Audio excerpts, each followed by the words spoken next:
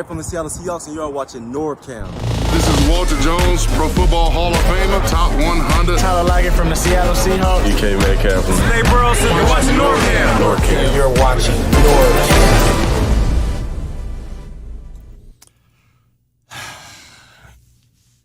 What's up, everybody? NorbCam here on a rare late evening post-game rant. I guess you can see came from the game. I haven't even had a chance to wash my face or take a shower or whatever because I needed to wash the stink off of this game from me before I wrapped up this night.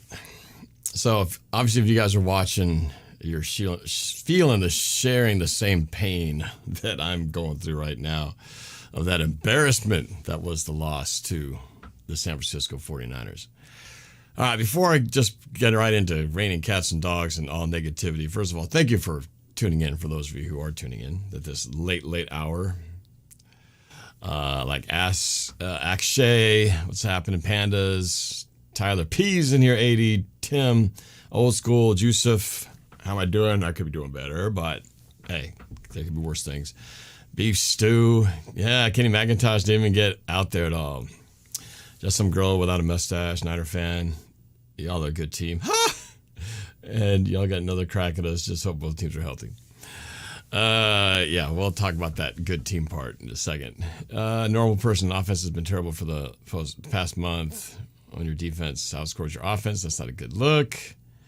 AD was at work just to watch that. All right. So, pull up a chair, get cozy, or maybe you're in bed watching this, or who knows where you're at now. But let's just share little thoughts in here. First of all, I put the phone number here. I haven't done a call-in in a long time. So if you guys want to call in and voice your opinion on what's going on, feel free to. That's the phone number, 202-926-1076, and the code is 696-153. But let's start on a positive note before I go into all the negative. All right. First of all, happy Thanksgiving, happy post-Thanksgiving to everybody out there. I hope you guys had a very happy, safe, and enjoyable Thanksgiving holiday. I mean, that's really what this day is about, first and foremost, and being grateful for the things that we have, and not just whining about the things that we don't have, before we get into that. So,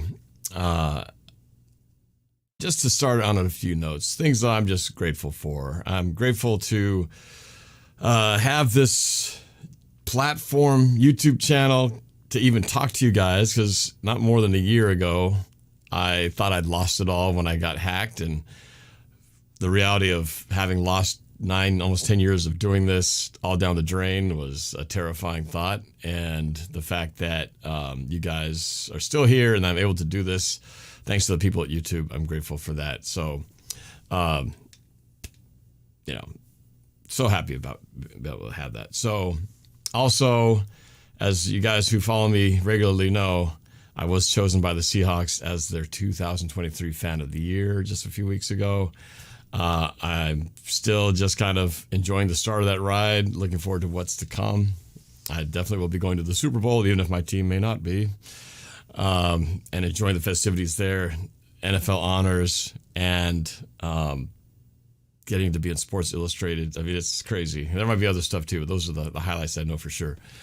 And so I put a link in the description here of the video, and it's actually a link to the voting page, because some of the 32 teams who chose their Fan of the Year, there is actually going to be an NFL Fan of the Year that's going to be selected by the Super Bowl time. And some of that will be based on voting. So I do have a link in there if you'd like to vote for me.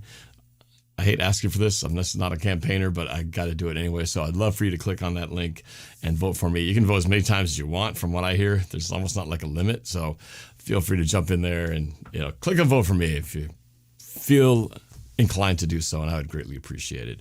Jeremy G with the super chat says, who you got, Ohio State or Michigan football on Saturday? Probably Ohio State, what I'm thinking at this point, my feel. I'm just focused right now that this stinker of a game's over with. I got to look at the Apple Cup and hope that Washington, my Huskies, my alma mater, can pull it off and go an undefeated regular season. And one more game to go before they can pull that off, and then we get into the whole postseason aspect. So, Jeff says he'll vote for me. Thank you so much. Did I stay for the Turkey Fest at the logo? Hell no. I didn't leave early, but I also, as soon as it was over, I'm like, I'm out of here. I gotta stay for that crap.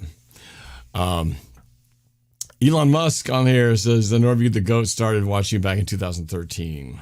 Became a fan, haven't stopped. Thank you for those of you guys who've been with me for such a long time. Thank you so much.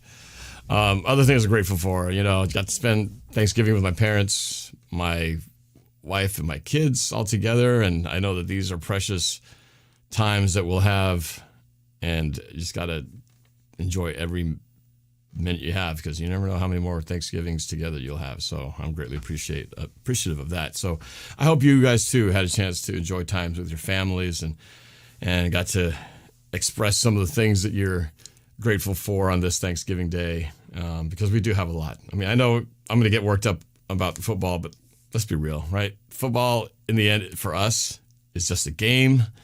It is just a part of our life that we get to spend some of our time on. And we all have different levels of fandomness and how much we get affected by these games. In the end, unless you're a player or maybe someone who really invests their money into it, I feel bad for you if you're a gambler type, because that would be so crazy to try to live in that world. My nose itches like crazy. Must be this paint getting to me. But for most of us, regardless of what our teams do, it really doesn't directly impact our lives, right? Unless you're, like I said, financially invested somehow. For us, it's just something that we believe in, we have fun with, and we try to just, enjoy and root for them every day. I'm just grateful we have a team, right? So some fan bases don't have a team where they lost a team, where they're going to lose a team.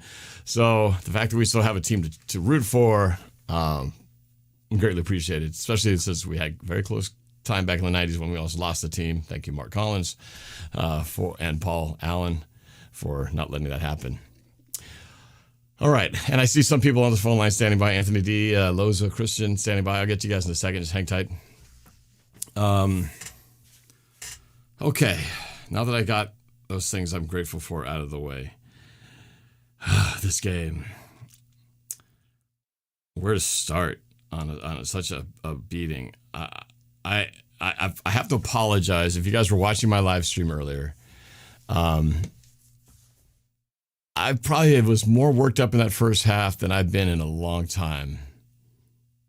And I let my emotions get the best of me. I definitely dropped a few F-bombs and S-bombs here and there. And I know a lot of kids watch my show, and I feel bad because I know you older folks can handle it. But when I think the thought of like an 8-year-old or 5-year-old or 10-year-old watching me go potty mouth on him, I feel bad after the fact, but I can't help myself. I get so worked up in the moment.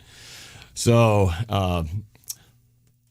apologize for those of you, especially the younger audiences or parents of the younger audiences out there, because I normally try to make it a point not to let that happen, but I'm only human. But there was good reason for that. Quick shout out to Dre Bolting on the super chat. I used to love watch your videos growing up. Thank you for the great content. This is a funny comment, and thank you, Dre, for posting that. I appreciate you having watched me in the beginning. I get this a lot, and I find it funny and sad at the same time. The operative word being, I used to love to watch your videos growing up, because I haven't gone anywhere yet. At some point, apparently, for people like Dre, you used to enjoy it. Apparently, not so much now. I don't know what happened. Somewhere along the line, we lost our connection. But hopefully, you'll come back and continue to watch, because I don't mean to leave you guys feeling like we've grown apart over these years. Anyway, but I do appreciate everybody who's been there. And for the new viewers, you guys are great. And the ones who've been there since the beginning, when 10 years ago my kids were little and you guys were probably little. It's pretty cool to see those who've joined and stayed with me along the journey. So thank you, Dre, for chiming in. Appreciate that. Patrick says he doesn't get emotionally involved in the game. I don't know how you can't get emotionally involved in the game. It's just, it's hard not to get frustrated, because And here's where I'm torn, especially during the game and even moments like this, because having been chosen as the fan of the year, I feel like, okay, well, now that I'm fan of the year, am I supposed to behave differently because I'm now in this position where I shouldn't say anything bad about the team? Or I feel like, well, I'm not staying true to myself if I do that. I got to just be honest with my feelings about what I see out there. And it has nothing to do with my support of the team. One, I'll never boo the team. That's not something that I would do. Secondly, just because I'm complaining, upset, disappointed, frustrated, whatever about the team doesn't mean I support them any less. Okay, I've been supporting this team since 1979, for crying out loud. All right, when I first started following football. It's not like I'm going to suddenly stop now. Okay, so I do, though, get frustrated, just like I get frustrated with my kids sometimes, or, my wife gets frustrated with me, or I get frustrated with her. It's what happens when your hopes and expectations on something don't get met, especially when you care a lot about them. All right. So for those who say like you're not a true fan if you just if you say anything bad about your team or you're not rooting for them all the way or this and that, yeah, you can, especially if you feel like there's something they're not doing very well. Well, it's easy to you're not just going to completely ignore all that, right? So I'm going to be completely honest with how I feel about it, regardless of what people may think. So, first of all, we have a lot of issues on the team. And when you play a good team like the San Francisco 49ers, and I should say straight out is congratulations to the 49ers and to 49ers fans. You got a great team there.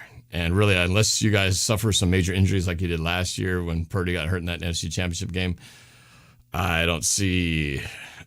I mean, it's going to be tight, I guess, with the Philadelphia Eagles. But when I saw it tonight, I feel like not much is going to get in the way of stopping you guys from going all the way to the Super Bowl. You guys are solid, stacked on both sides of the ball. And I knew it going into this game. I remember breaking it down going, man, I look at each position going, where's the weakness on this team? There's not a lot. There's not a lot of weaknesses on either side of the ball. So, that being said, let's go focus back on our team. I don't know what's happening with the Seattle Seahawks. The number one glaring issue is the offense. This is the seventh. We've gone 7 quarters in just the last week of not scoring an offensive touchdown. And I think in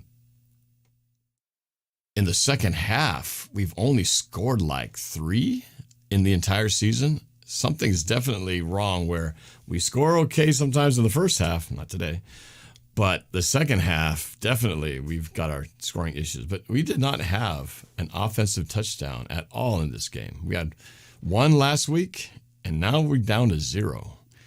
We had 13 points on a touchdown and 2 field goals, and that's it. And that touchdown came from the pick 6 by Jordan Brooks. Great play.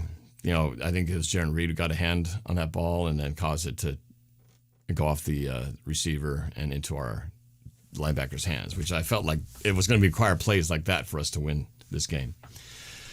We only got 1, and unfortunately couldn't capitalize on any of the mistakes that happened our way. But something is definitely wrong, but I'll be the first to say, while Geno Smith had a bad game. This was a bad game. Threw the interception, bad throw, bad choice. Just the Niners were all over that route more than one occasion. He looked hesitant, like he was just nervous about trying to throw the football, just not trusting in it, and that led to the sacks. But that first half especially, I mean, we couldn't do anything. We had negative...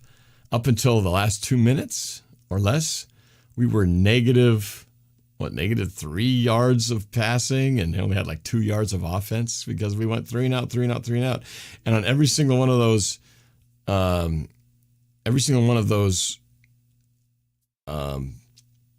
and outs, there was at least one blunder that was like major self-inflicted punishment. The first play of the game, Geno looks like he was going to hand off to the running back. The running back didn't take it, and Geno's just standing like, okay, I'll just run over here and slide. So that was a miscue on the first drive. And that came after the 65-yard kickoff return. So he had this great return and wasted on a basically no yardage scenario. We got a field goal out of that. Then after that, we deep in our end zone. 3 and out on the second play of the game. Geno trips on Charbonnet's foot, almost causes a safety, but nonetheless, we have to punt the football again. Next one, there was the 10-yard jet sweep by D. Eskridge. I was like, hey, look at that, some offense. And immediately after that, throws the interception. That drive's gone. I mean, it just nothing was working. We couldn't run the football. It was like we run into a brick wall, get like 1 yard, maybe 2. Geno throwing a lot of just incomplete passes, trying to get it to DK. One went off his hands. One was a bad drop. Another one were down the sidelines. One defended, one out of bounds. I mean, just, whew. And it seems like on the flip side, you watch the 49ers offense and they're just doing whatever they want at will. There's always a guy wide open with no one around him for 5 yards. This is like, what sucks about this is we saw this last year. We saw this in the wild card game. And with all the changes, all the drafts, all the different pieces that we've moved around,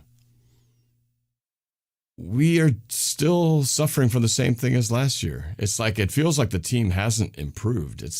We had the same problem to start the year against the Rams, and then last week against the Rams, deja vu all over again. We had multiple games where we haven't scored touchdowns in the second half. Multiple games where we've could have won a game if we could just put one touchdown in the end zone. We couldn't do that.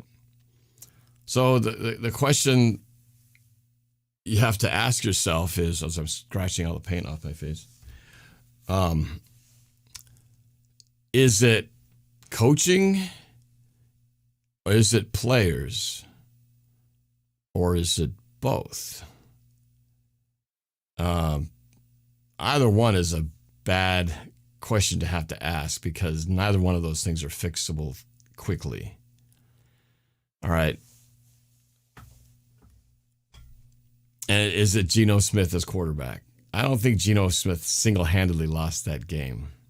Some of these play designs, I feel like I don't understand why we don't have receivers in certain areas available, like a dump-off check down, which we did a little bit, but a lot of times it's like 4 wides going out there, and they're all just covered like flies on you-know-what, and Geno's got nowhere to go with it. So, it feels like I'm watching the 49ers, and their schemes, their offensive play design is just so much more intricate and creative with guys moving and, motion and going into block. But really, it's just felt like they were more physical at the line of scrimmage. We were getting pushed back. They were pushing the line of scrimmage up against us. And when it was us on defense, we just have gaps. The whole line is surging. We're not tackling well. The ball carrier gets hit, falls forward for 5 yards. I mean, it's just chunk after chunk after chunk on a consistent basis. I mean, is it that the 49ers are that good? Could be. Or are we just that bad on all phases of the game? We got beat on all phases of it. From offense, obviously, defense. Now, granted, they were out there a long time, especially in that first half. But the defense, got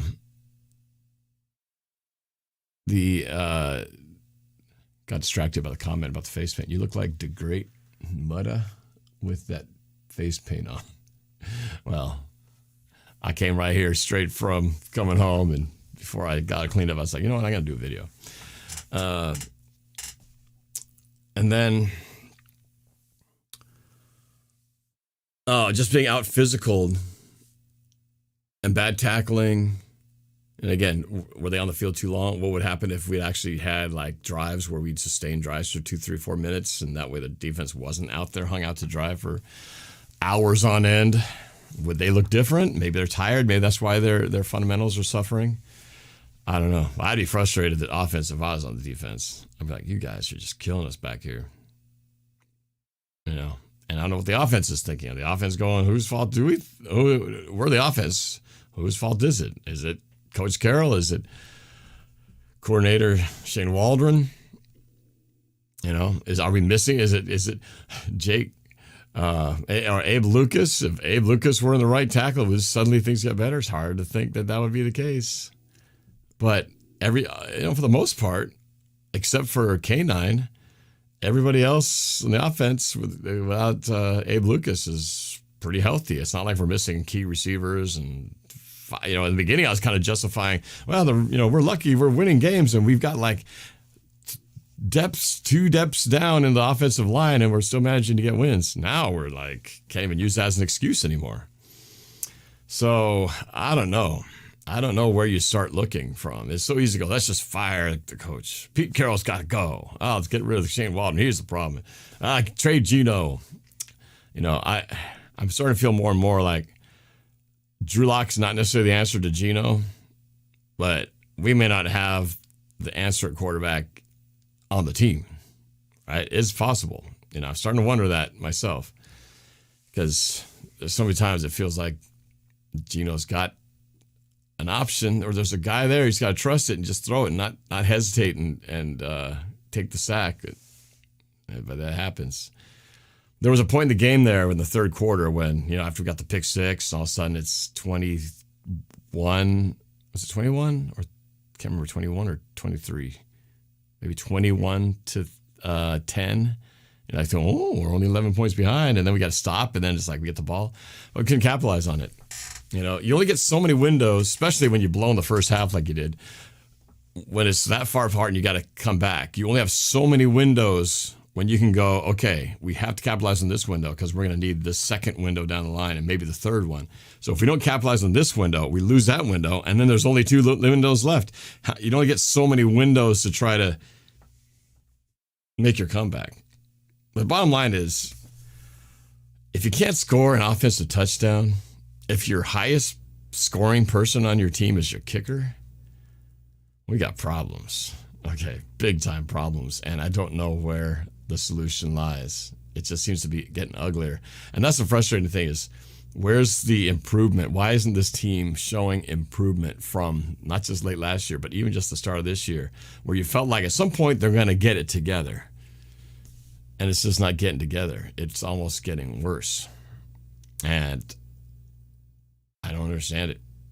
If you're John Schneider, what do you do, to address that? Because it's a bad situation right now in terms of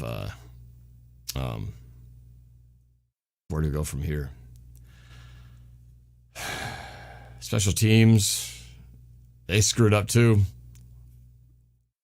And a chance to get a score at the end of the first half. DJ Dallas starts to run without the football. Drops it, fumbles, turn it back over to the 49ers. Opportunity missed right there. And then we do get a field goal opportunity. The very, very last second of the first half. I couldn't even watch. And then Jason Myers misses. I think it was short from what I'm hearing. So there's 50-plus field goals he's missed in a row now. Not that would have made that much difference. But, in the beginning, sometimes when you get those early scores, it just changes the feel. Just wasn't happening this time. I don't know. So I'm curious what you guys think. What do you guys think has to happen here? Because it's just not clicking. Man, I can't believe a lot of you guys are 117 viewers. I need to do more midnight streams because, damn. That was crazy.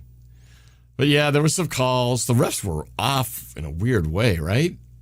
I mean, I'm the only one who missed that, but at the end of the first half, they said, unsportsmanlike conduct or personal foul, something on the 49ers. The penalty will be assessed at the kickoff. Like, okay, cool, we'll get good field position. Next thing you know, the 49ers are kicking off for the 50 with no explanation. So apparently it was on us, so they just didn't get the call right. And then later on down the line, another thing happened where they called a penalty, said it was on a holding on the kicking team, 49ers. And then they start to move the ball back and they realized, oh no, what we meant was holding on Seattle, and next thing you know, we're backed up to our 10-yard line. It was just a weird game. It felt like everything was going against us. But then I felt last week was everything was going against us. And after a while, you just can't keep saying, well, we're just an unlucky team. Maybe we just suck. I hate to say that, but man, if it was just one thing, blame it on one play, one person, or one position group even. But no, it's like we have problems on all three phases. So, man, I would love to know what's going on inside the mind of Pete Carroll right now. Why you mad, bro? Says new quarterback and new offensive coordinator is what this team needs. Oh, man. I mean, at one point we were all saying, well, maybe we'll just have to sell for the wild card. Well, even that's now in question. I mean, we could feasibly lose the next 3 games, right? And where would that put us? We're 6-5 now. That would put us at 6-8, 2 games below 500 if that happens, which means we have 3 games to go after that. Titans, Steelers, Cardinals. At least one of those you'd think is a winnable game, maybe 2. Steelers, I don't know. That might be a tough one. But man, would love to hear what you guys think. I'm gonna go to some of the phone lines here and just get a few of your guys' reactions. I think AD was on here first. We'll go to AD real quick, who didn't even watch the game because he was working apparently. AD, you there?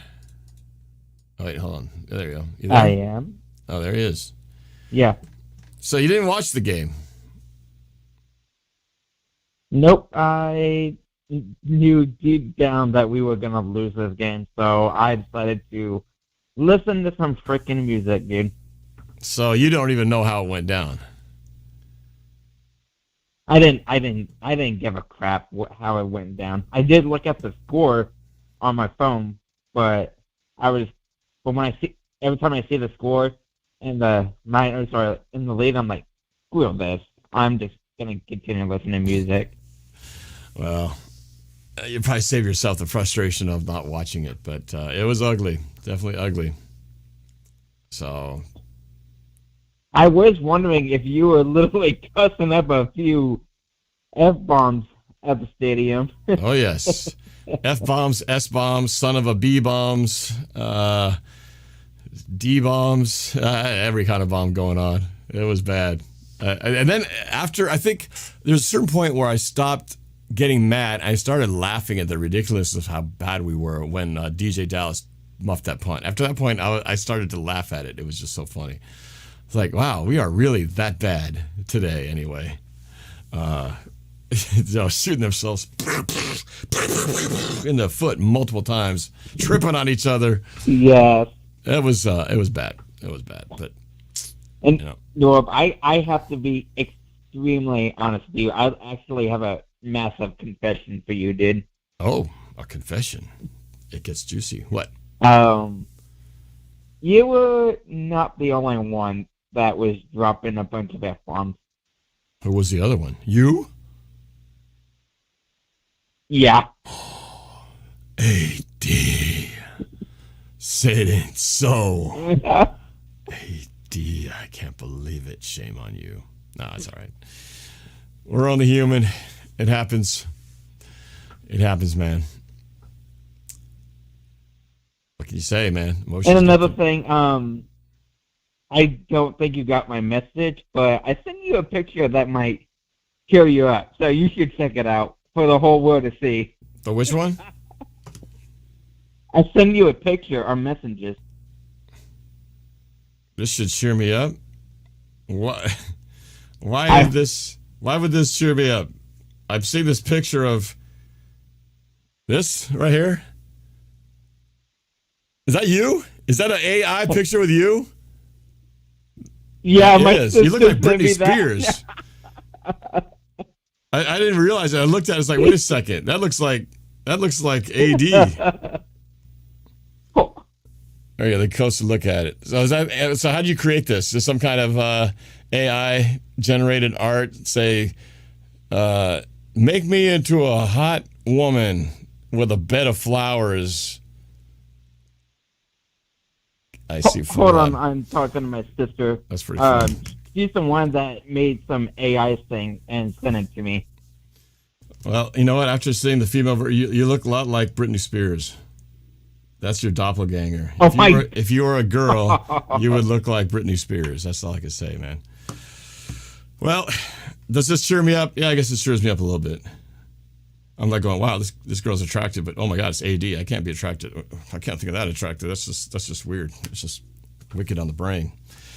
All right, man. I'm going to try to get a couple of other calls in here, but I'm glad you didn't have to witness what we witnessed tonight. Oh, but I should say, the one good thing about tonight, and you guys can see it on my live stream, because I don't know if they caught it on TV or not, but the light show for the night game, the intro, and the Steve Aoki halftime show, oh man, that was off the hook. I finally got to see the Lumen Field lights in action. And that was almost worth the price of suffering through watching that game, because that was off the charts. And it's going to be even better next year when they upgrade the sound system. So that part was cool. I'm grateful for that. That was a fun thing to experience. So, all right, AD, have a great evening. Thank you for the picture of you that isn't really you, but kind of looks like you and Britney Spears. Well, say thanks to my sister, Maggie. All right. She's the one that thank you, did that. Maggie. Thank you, Maggie, for sending me that little bit of joy. Yet I'm slightly in a weird headspace from that. All right, man. Have a good night. I'm going to grab a couple of the lines here. You have a good one. Let me go to... Go Hawks. Go Hawks, man. All right, let's go to... Loza. Is it Loza? Christian Loza? You still there? Yes, sir. Yeah. Okay. Is it Christian or is it Loza? Sir, how's it going?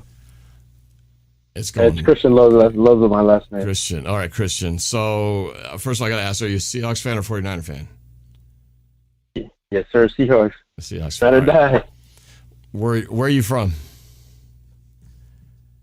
I'm from Kansas. I go to college KU. Okay. All right. So you obviously weren't at the game. You were watching this on TV. What's your take on this team? Obviously, a good team like the Niners can really, they make you reveal all of your warts, right? Yes. What do you think is going to take for the Seahawks team to get fixed, to get right? What's the main problem we got to solve here? Honestly, man, it's got to start with the plays, man. Like you were saying, I was listening to how you were saying earlier, how they look more organized and we look like we're just doing some pee-wee football plays, bro. Like I feel like everyone's got to be more involved. We can't always go to a two tight end set. I honestly think it's time to get rid of Will Dissly, man. I'm not gonna lie. Wow, Will Dissly. Wow, you went right after Uncle Will. Okay. Yeah. I'm not gonna lie. Of all the people you could blame. He did some good stuff, but wow, you went right. Well, because of his contract, or did he particularly? Because it's not like he lost the game for us, or did he? What did you see? No, he didn't. But there's too many tight ends out there, man. I don't think no fans even like good either. So. Yeah, one catch tonight. Yeah, for first down. Yeah. But, yeah, I know. You got like how you're saying their plays look way more like everyone was involved. To Trent Williams, everyone. Yeah, it's just a very creative. They have an all-star in every position. It's hard. Yeah, and it's not, they have one tight end, a very good one. George Kittle really had a quiet night. We've had nights where George Kittle's gone off, right? Sometimes George Kittle scored 2-3 touchdowns, right? And he really didn't do much. I don't remember really hearing his name. Maybe I remember one catch he made for a first down in front of Jamal Adams. And after that, I really don't remember saying his name. But, man, there was a lot of Deebo Samuel, a lot of CMC, a lot of Brandon Ayuk. And then who's that number 25, the other running back? He was tearing it up too. So something, came in and filled that position perfectly when CMC was tired. But yeah, I mean those guys. Yeah. Do you think we needed a new offensive coordinator, or do you think we're good? We lost to the team that dropped them, the Rams. Well, that's weird. Ever since we got him, and I still feel like we're still waiting to see his system manifest itself, because we got him for the Rams to get what the Rams were doing, because they beat us a couple times pretty bad. So like, let's steal their coordinator so we can have that in our house. And now it's been like, how many years now? 3 years? And I'm still waiting for where's that Shane Waldron system, because it sure don't look like what the Rams were putting on us. So I don't know. Yeah, they know his scheme, so Yeah, I don't the 49ers know. look like That's they what I were was better thinking prepared earlier. I was for watching us. the game. Yeah. Yep. Wait, for sure. Yeah, that's so funny Yeah, that you zeroed in on Will Dissly, though. That cracks me up. You know, all the people, Will Dissly's got to go. We got to get rid of that cancer. He's bringing the whole team down. It's like, what? But hey, man, you know, entitled to at this point, I don't think anybody has the solutions. I don't think Pete Carroll's got solutions. I think he's up there going, I don't know why we suck, guys. Everyone's just eating turkey and going to sleep, man. Yeah. That's bad. Man. Dang, man, but yeah, I honestly think that's my answer is the offensive coach. So you think the coordinator's got to go? We need to replace Shane Walker. Yeah. Just seeing those plays, man, it looked like they didn't even have time to prepare for this game either, right? Because we literally had like 5 days to play 2 games. Well, so did the Niners, though. And they had to travel. That's true. So that's true. What's the excuse? Good team. They look damn prepared for us. And they had to try. They had to travel. They look damn prepared. They were watching films, and I'm probably on the plane to checkouts, everything. They're a good team. They are loaded. They are just a stacked team. This is loaded. And their head coach, he's very creative. What can you say, man? So, all right. So officially, Christian says we got to lose the offensive coordinator and Will Dissly. Not necessarily in that order. We got it. Will Dissly, man. Send Pete a memo. All right, Christian. Thanks for calling in, man. I hope you had a good Thanksgiving. All right, man. Appreciate it. All right, thanks. All right, let's go to Xavier King up next. Xavier, where are you calling from? Hello. I'm calling from Rhode Island. Rhode Island. Kansas and now Rhode Island. All right. Seahawks fan? Yes, sir. Okay. Yes, sir. All day, baby. All right. Even after that game. All right, tell me, okay, you're John Schneider, the general manager for the Seahawks, and they come up to you and say, John, I don't know what's wrong with this team, man, but we got to fix something. What do we think we should do? And Xavier, the general manager, says, I say we gotta. I would say we gotta think about putting in Drew Luck. I really look at the stats and Geno Smith didn't have a touchdown today. He didn't throw a touchdown. He could have avoided some sacks. And I don't know, a couple of weeks in a row, and he's just not performing right. And it's like, I don't know if he's injured. I don't know if his legs are hurting or what's up, or like something's up with his head, or someone said something in the locker room, or what's going on with Geno Smith. But he's not playing like he did week 1, week 2, or week 3. It's like when you're John Schneider, you got to think which quarterback is it going to be, because you can't overcommit to one person that's gonna bring down the whole ship, because Geno Smith, he gotta perform. If he has another week like he did next week, I don't know what the Seahawks are gonna do. Are they gonna still say, "Oh, it's okay, Geno. You could be starting for us next week too. No touchdowns, 2 more interceptions. Hey, we love you, Geno." Or are they gonna throw Drew in there? I don't know. What do you think, Norb? Did you watch the Rams game? Did you see when Drew Lock came in? Yeah, I see it. I've seen it, but that's like a little rust in there, Like he hasn't really gotten that much rest. Granted, he wasn't prepared. He didn't go in with the ones. I get it. He come in kind of cold, not expecting to even play.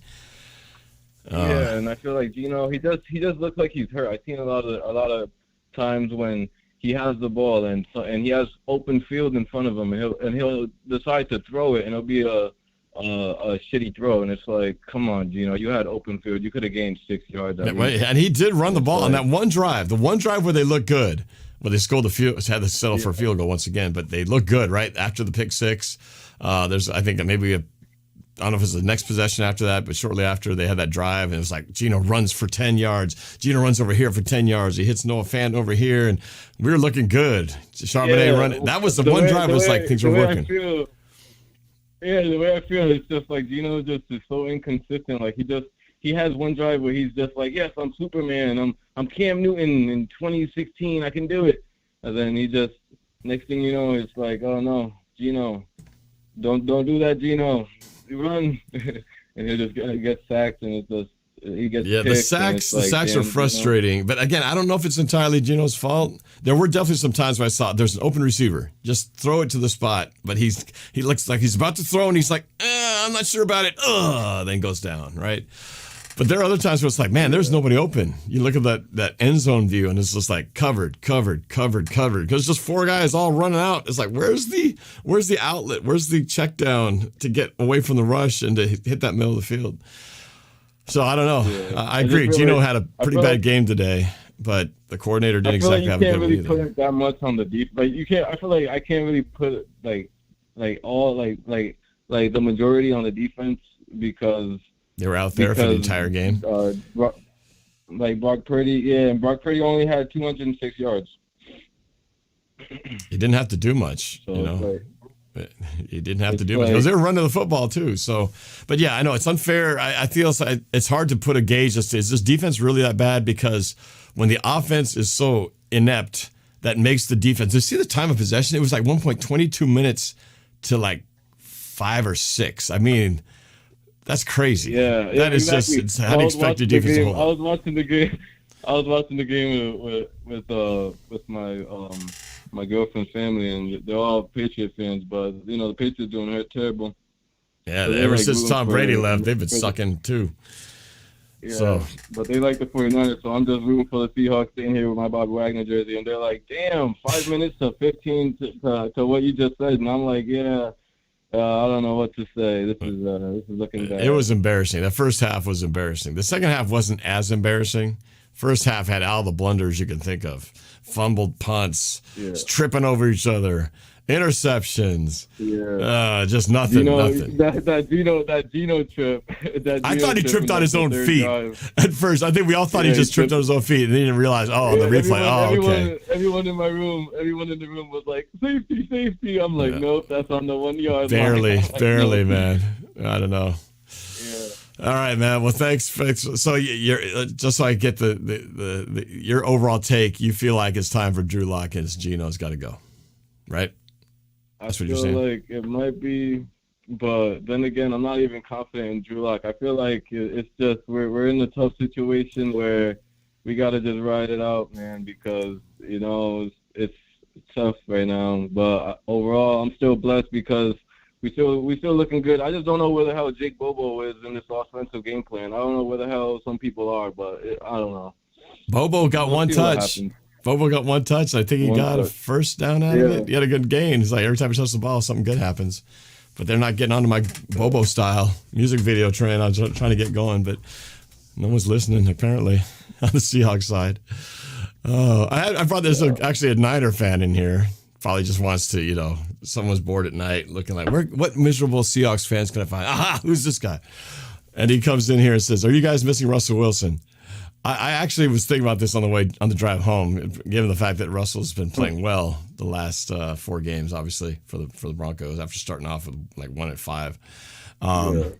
At this point, if you could just straight up trade back Russell Wilson for Geno Smith, would you guys do it?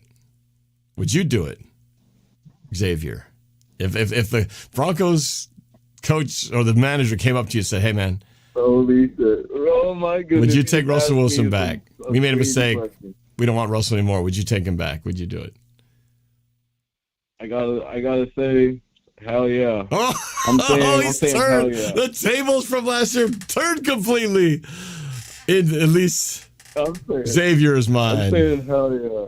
Man, that's how far it's fallen. Russell's playing right now, if we put him in this offense, he would revive this offense. Oh, really? Or would he go back to his team and suddenly look like another team that can't score a touchdown in 7 quarters? Yeah, I don't know. Man, it's crazy. I don't know. All right. Well, hey, Xavier, thanks, man. I hope you had a good Thanksgiving. I'm going to grab a couple more calls here, but anyway, appreciate your feedback. Hang tight over there. And where'd you say, Rhode Island? Yes, sir. Rhode Island. All right. Sox fan in Rhode Island. Stay blessed. Go Hawks. All right. Go Hawks, man. Good stuff, man. Let me get to Tristan. Tristan from the 775. Tristan. Yeah, hello? Yeah. Where are you calling from, man? Nevada. Nevada. Wow, we got everybody calling from everywhere except Washington. Seahawks fan or 49ers fan to come gloat? Seahawks all the way. All right. That's good. Just got to check.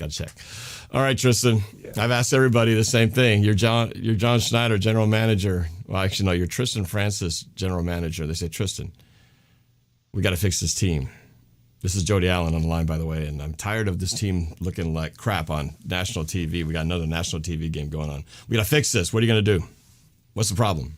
I mean, really, like, there's just so much that, like, I don't even know. The first thing I would do is just, I don't know, talk to Shane. I don't know what's going on with Shane. Like, he does not know what he wants to do. Like, I like the 3 tight end look you were doing earlier this year. I like that, but then he just totally just scrapped that. And then now I don't even know what we're trying to do.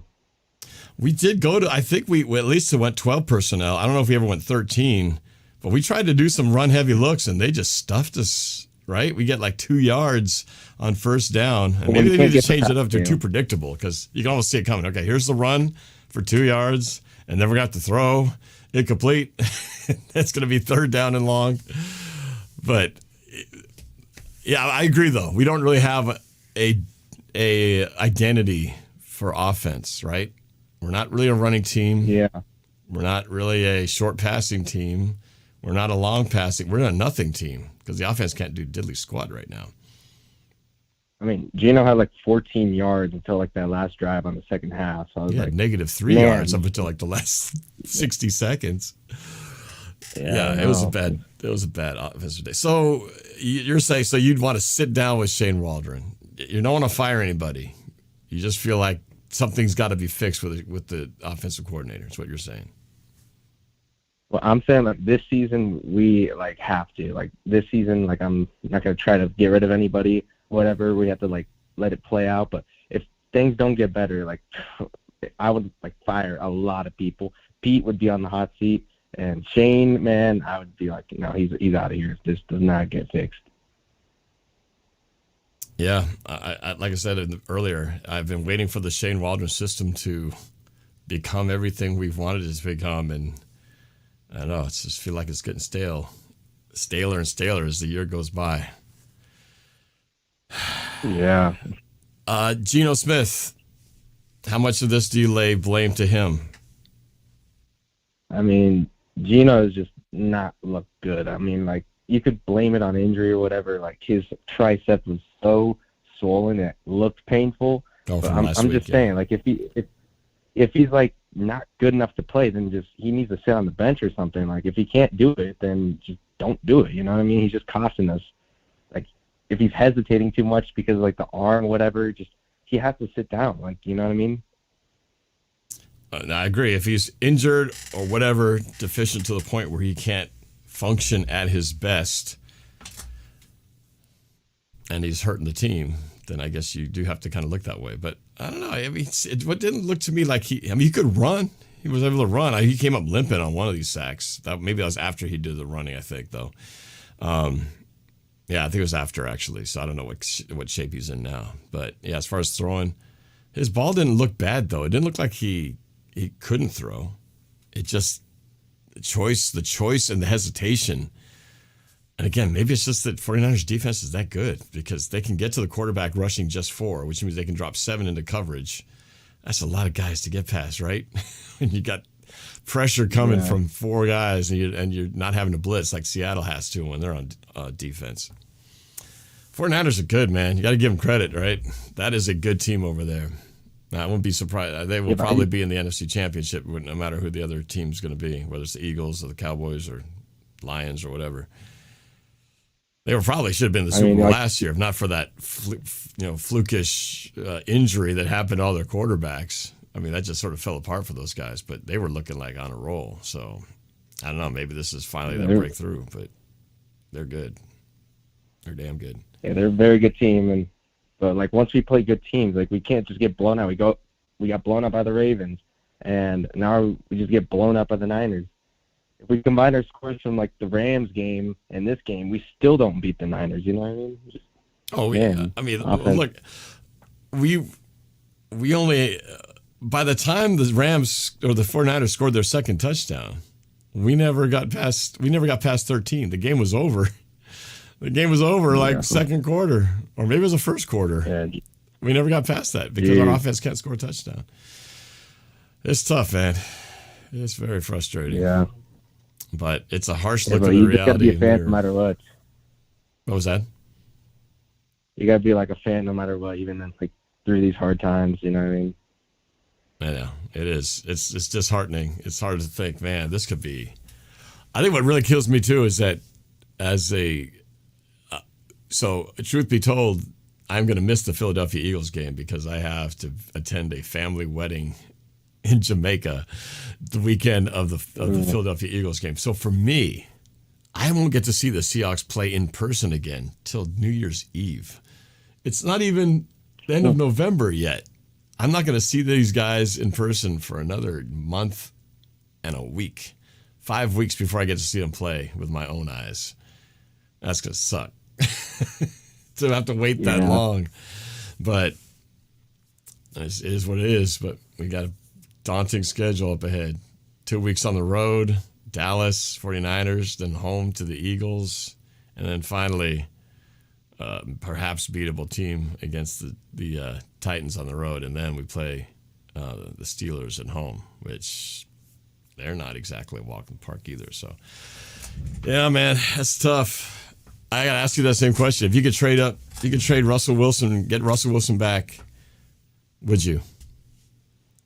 Oh hell yeah! Like right now, it's just terrible. And Russ, like, I mean, he's way more. I guess you could say dynamic than Geno Smith. Like Geno is like, I mean, he can run, but he's just not like as fast. And Russ he could make a lot out of nothing. And especially right now, he's just playing good or whatever. It's just, man, I don't regret trading him, but I would get him back in a heartbeat. It's so funny because if you asked anybody last year that question, they would be laughing. Are you kidding me? Yeah. Geno's a man. Russ sucks. And it's just funny a year later how things can change like this. But I don't know. We're still a technically winning team. We're 6-5, not out of it by any stretch. But boy, if this is a sign of things to come, it sure feels daunting the rest of the way. But I mean, I'm thankful that like we're somehow 6-5. Like, especially how we've been playing. Just, man, it's surprising to me that we're even 6-5 right now. It's surprising that we actually beat the Lions in week 2. You know, it took overtime and a hell of a performance to do it, but that was one of those wins. You go, how did we get that when we've been playing so badly? Yet somehow we rose up and beat the Lions in their turf when they were red hot at the time. Had a hot start. So, and they're still good, but they lost today. So who knows who's going to emerge out of the North? But anyway, well, thanks for the call, man. Appreciate it. All right, thank you. All right, have a good rest of your night or morning, as it were. All right, let's go to I think it was Kent. Kent was the next caller in here for this 971. Kent, you're on with NorbCam. What's up? Kent? Oh, Kent, you still there? Hello? Yes, Kent, you are on the line. You're live on NorbCam. You got me? I got you. You can hear me, right? Yeah, I hear you. Well, first I got to ask you, a Seahawks fan? Yeah, Seahawks fan, of course. Okay, all right. And from where are you from? Portland. Portland. All right, we're getting a little closer to the Pacific Northwest. Yep. What do you think? What's wrong with this team? What needs to be done to fix what's going wrong right now? I think a lot of it is the play calling right now. Shane Waldron? Shane Waldron. Like, he was doing better at the start of the year, but more recently, the play calls just haven't been as good. Like you said, not very creative and just doing the same things. And especially in the red zone. The red zone play calling, in my opinion, has not been very good. Clearly, because we have sucked in the red zone. Really sucked all year. We haven't been good in the red zone at all. And second half especially, too. So, yeah, I definitely feel like the coordinator is a good chunk of that. Because you look at the offense, if you look at all the pieces, right? Gino, we'll move aside for a second, but you got great running backs, right? And I know K9's hurt, but you got a whole room of tight ends. You've got great receivers, right? With that catch by Njigba, That was highlight material Yeah, right there. crazy. Too bad it didn't amount to anything, but what a great catch. And the offensive line, I guess, could be debated. But really, other than K9 being out, it's almost a healthy squad. We're still out Abe Lucas on the right tackle. So you go, okay, with all this talent, are we really that bad? Or are we just not utilizing our talent to its max? And I feel like that's kind of what I'm leaning towards too. Like, it's just not getting enough out of our guys. We can't be that bad talent-wise that we would be this bad of an offense. Yeah, that's what it seems like to me too. Like, we got so much talent, but we're just not using it the right way. Like, we have some of the best receivers, like one of the best 3 receivers trio in the league, and we're good at all positions. We're just not utilizing it right. Abe Lucas coming back could really help too. I hope so, because it feels like, man, we're putting a lot of weight on. Well, we're sucking right now, but as soon as Abe Lucas gets in there, it's all gonna come together. Like, there's one guy in the line. I hope so. But it might. Who knows? I mean, it is the tackle position, so that is important. But yeah, I feel like that's why I don't put entirely all the weight. I put some of it on Gino, but I feel I put more on the coordinator, because sometimes I feel like it just lacks. If you're self-aware of what your deficiencies are, you should be able to come up with things to counter the stuff that you're weak at. Like, you can't protect very well. Well, design more quick passes, the ones that get right out of your hand, boom. Yeah. And not the stuff that takes too long to develop. Now, of course, maybe there was a great play being designed and Gino didn't run it right, or somebody didn't run the right route. I don't know. We've had a lot of brain blunders like that too. So hard to know for sure what it is. But I'm kind of leaning more towards what you're saying, that it might be the more on the coaching side, because I feel like the talent is there. We're just not getting the most out of it. Yeah. So lots of people blame it all on Gino, but I don't think it's really all on Gino. I don't think there's that much more that he can be doing. Like, yeah, he's got to get it out quicker and not hesitate as much, but is it really going to improve that much if you put Drew Lock in? Like, the offensive line isn't protecting him any better than the offensive line is going to protect Drew Lock. So, well, and we saw a little peek at what Drew Lock could do. Granted, that was a rough thrown in the middle of the fire without any real practice, but he didn't exactly blow your pants off watching the way he played. And sometimes I think, everybody just wants a quick change. You don't like what's happening now, so let's just put the next guy in, because you just want change for change's sake, but doesn't necessarily mean that change is going to be an improvement, right? And it's the easiest one we can do, because you can't just go, well, let's get a new offensive coordinator and just have one in there the next week and just have a whole new system put in. It doesn't work that way, right? And so everyone knows that's hard to do. It's hard to replace the head coach if that's how you feel, but it's easy to go, just swap Gino for Drew. That's a good fix. Unless easy thing to say. Drew's not that good, then then what? And you're like, oh crap, maybe we don't have a good quarterback on either of them. Maybe Gino's just a pretty good quarterback, and Drew Lock's an average quarterback, and maybe that's all we have. Mm-hmm. Frustrating, but yeah, I don't know. It's puzzling. Definitely, something's got to improve, though. There's this going quarters without scoring any offensive touchdowns, and especially in the second half, we are like one of the worst second half scoring offenses in the league. I mean, really bad. I don't know the stats, but it's got to be close to a historic level of how badly we've been, not being able to put touchdowns on the board. Yeah. You see, the Chiefs were like the lowest at like 5 points in the half. Who was? As of last week, and the Chiefs were. Oh, well, maybe in that game, but traditionally the Chiefs don't struggle to score normally. I'm just talking about over the course of the year. We've been bad all year. This isn't just a recent thing. We've been bad red zone and second half all year long. We've just been lucky in some games, so we didn't notice it because we got away with a couple of wins there that we kind of stole. But, yeah. We got to figure it out. We got a tough schedule coming up, so. Yep. It's going to take a small miracle if we can get through at least a couple wins over the next 3 games. That would be actually pretty amazing if we can actually go 2 for 3 in the next 3 games. But, man. Yeah, that'd be great.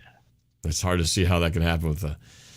Well, we get to play the 49ers again in 2 weeks' time. We got to play the Cowboys, who spanked the Commanders around in Dallas. Mm-hmm. And then we got the Eagles with the best record in town coming here. So just hope for the best. Hope for the best, and something's got to get better. The offense has just got to play a little bit better, give our defense a chance to, be a little bit more normal in the sense of playing a normal, balanced amount of time, not this crazy 20 minutes to 5. I mean, that's just who can withstand that kind of onslaught? The guys are human. They're gassed. Yeah. Anyway, well, thanks for the call, man. I appreciate it. Yeah, for sure. All right. Let's go to another one here. We got Naveen. I think it's Naveen from the 510. Naveen, you're up. Hello? Yes. Welcome to the show, Naveen. How are you doing? My name is Shardol. Oh, the Shardol. Okay, it just says Naveen Gupta on your number, so I was reading the name that's showing up on the call. Shardol, what's happening, man? Hey, Norb, I just want to say I love your content on your YouTube channel. I mean, you do a lot of great stuff on there. I love all the videos. Thank you. All of the stuff that you do on there, man. You're really phenomenal, man. I really like everything.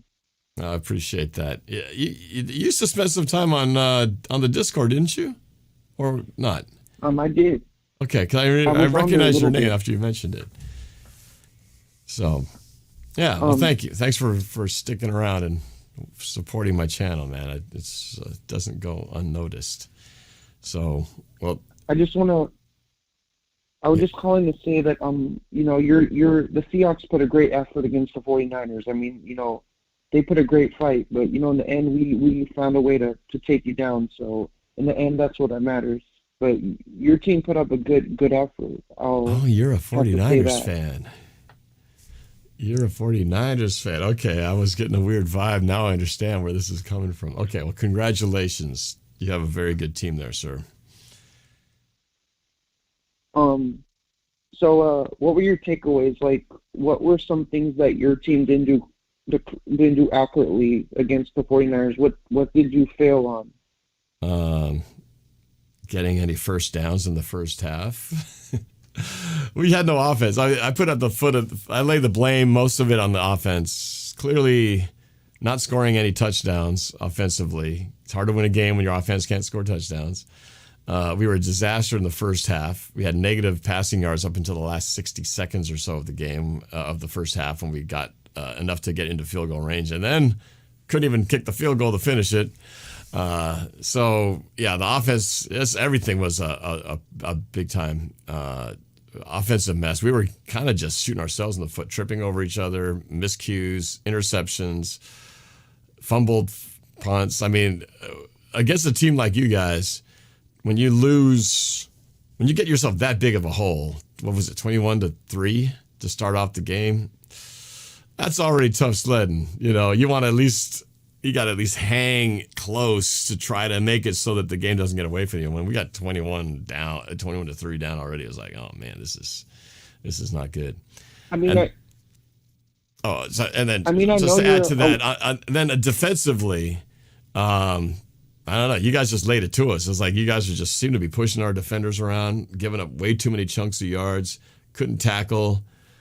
I don't know. You guys are just more a physical team in general. So, yeah. I mean, as a longtime Seahawks fan,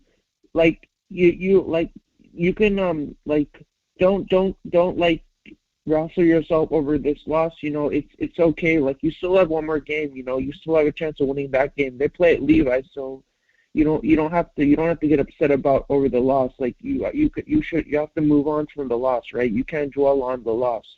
Oh, I'll move on from the loss. I mean, for us, it's just, as fans, we just simply have to ride it out and we have to emotionally move on. But the team's got to be the ones who have to make the adjustments. And I think my biggest concern, as I said earlier, is that it feels like the Seahawks have not improved. They've been still haunted by the same issues that they've had since the beginning of the year.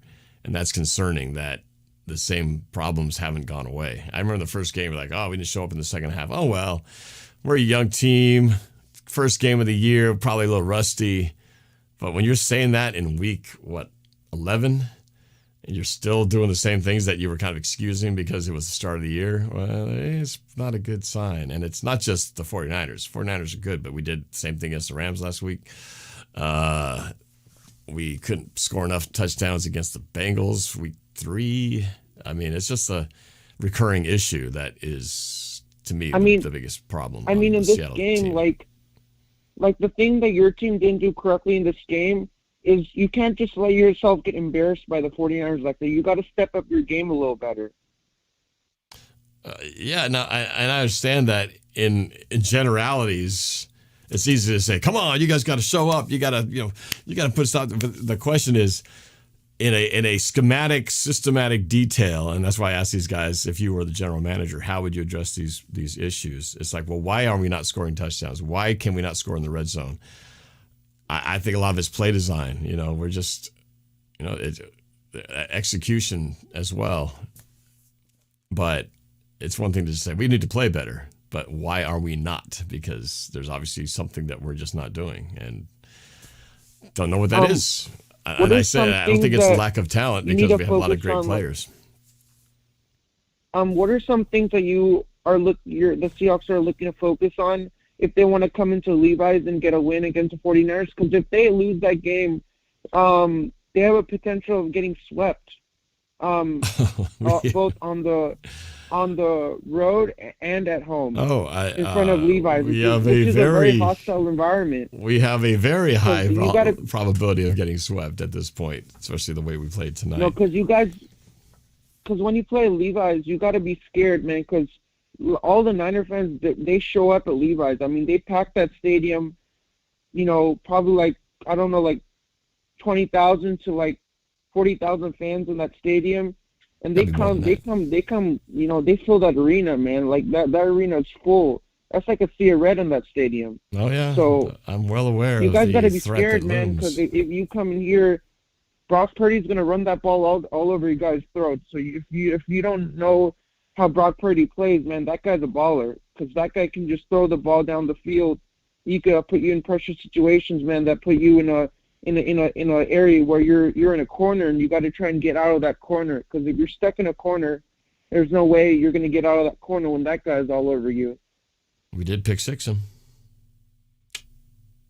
That was almost the turning point. I mean, he's a really good quarterback. I mean, not to say that, he's pretty dynamic. He did play at Iowa State, so I'm happy that he was bringing all those talents that he played from college over to the NFL. So he got that.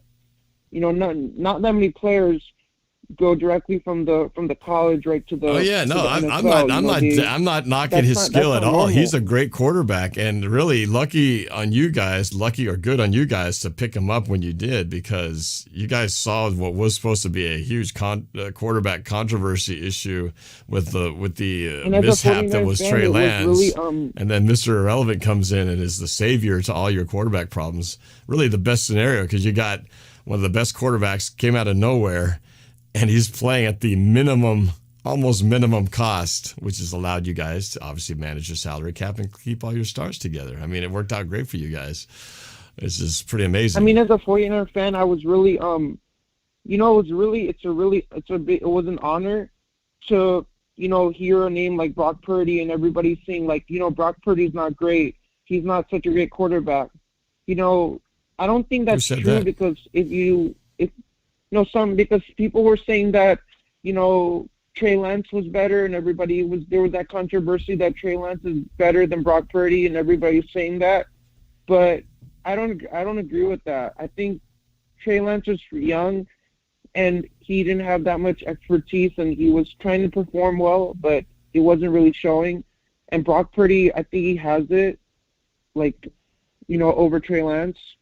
Yeah. So I don't agree with the controversy over what people are saying, because some people are just haters, man. They just want to say things because they're just they just don't agree with everybody. I don't know. My opinion was I didn't think very highly of Trey Lance, and I was actually kind of upset at the Seahawks for knocking him out of the year last year, because that opened the door for Brock Purdy. And so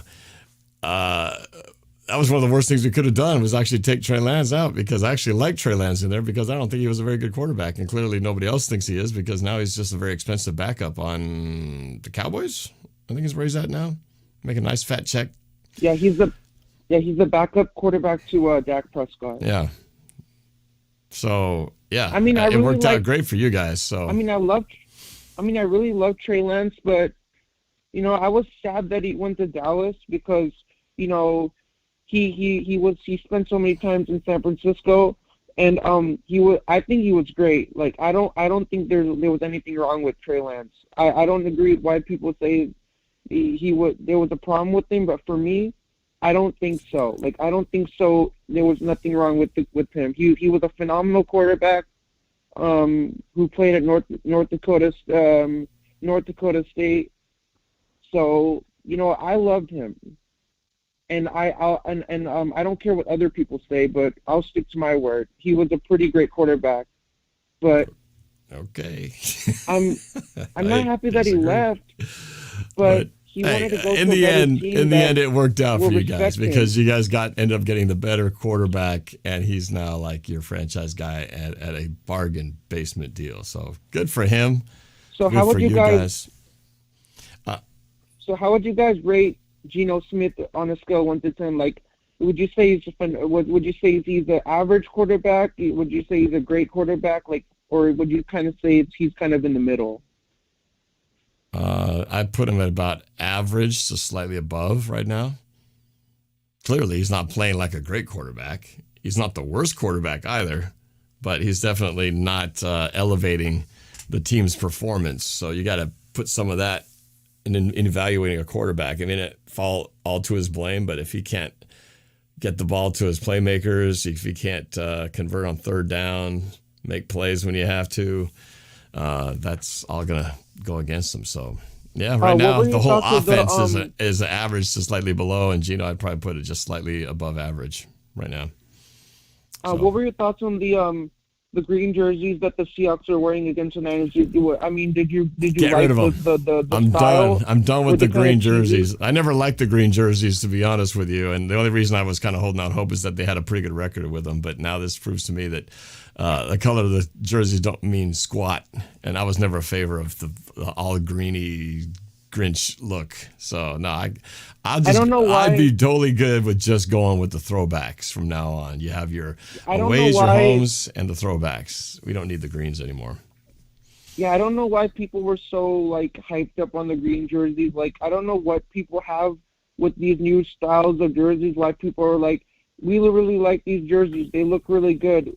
Let's go out and buy this jersey. Like, people are just like overhype everything. Like, people hype all the jerseys the players wear. Like, they just have this like, they just have this thing like, we just like it a lot and we want to go and get it. Like, I don't know what the hype is about all of this. I don't know who thinks that those highlighter yellows look good, but anyway, man, I got some other calls I'm going to go to. Congratulations on your team winning. You know, you got a great team there, and you know, I wouldn't be surprised if they're one of the teams standing at the NFC Championship game, assuming you guys stay healthy.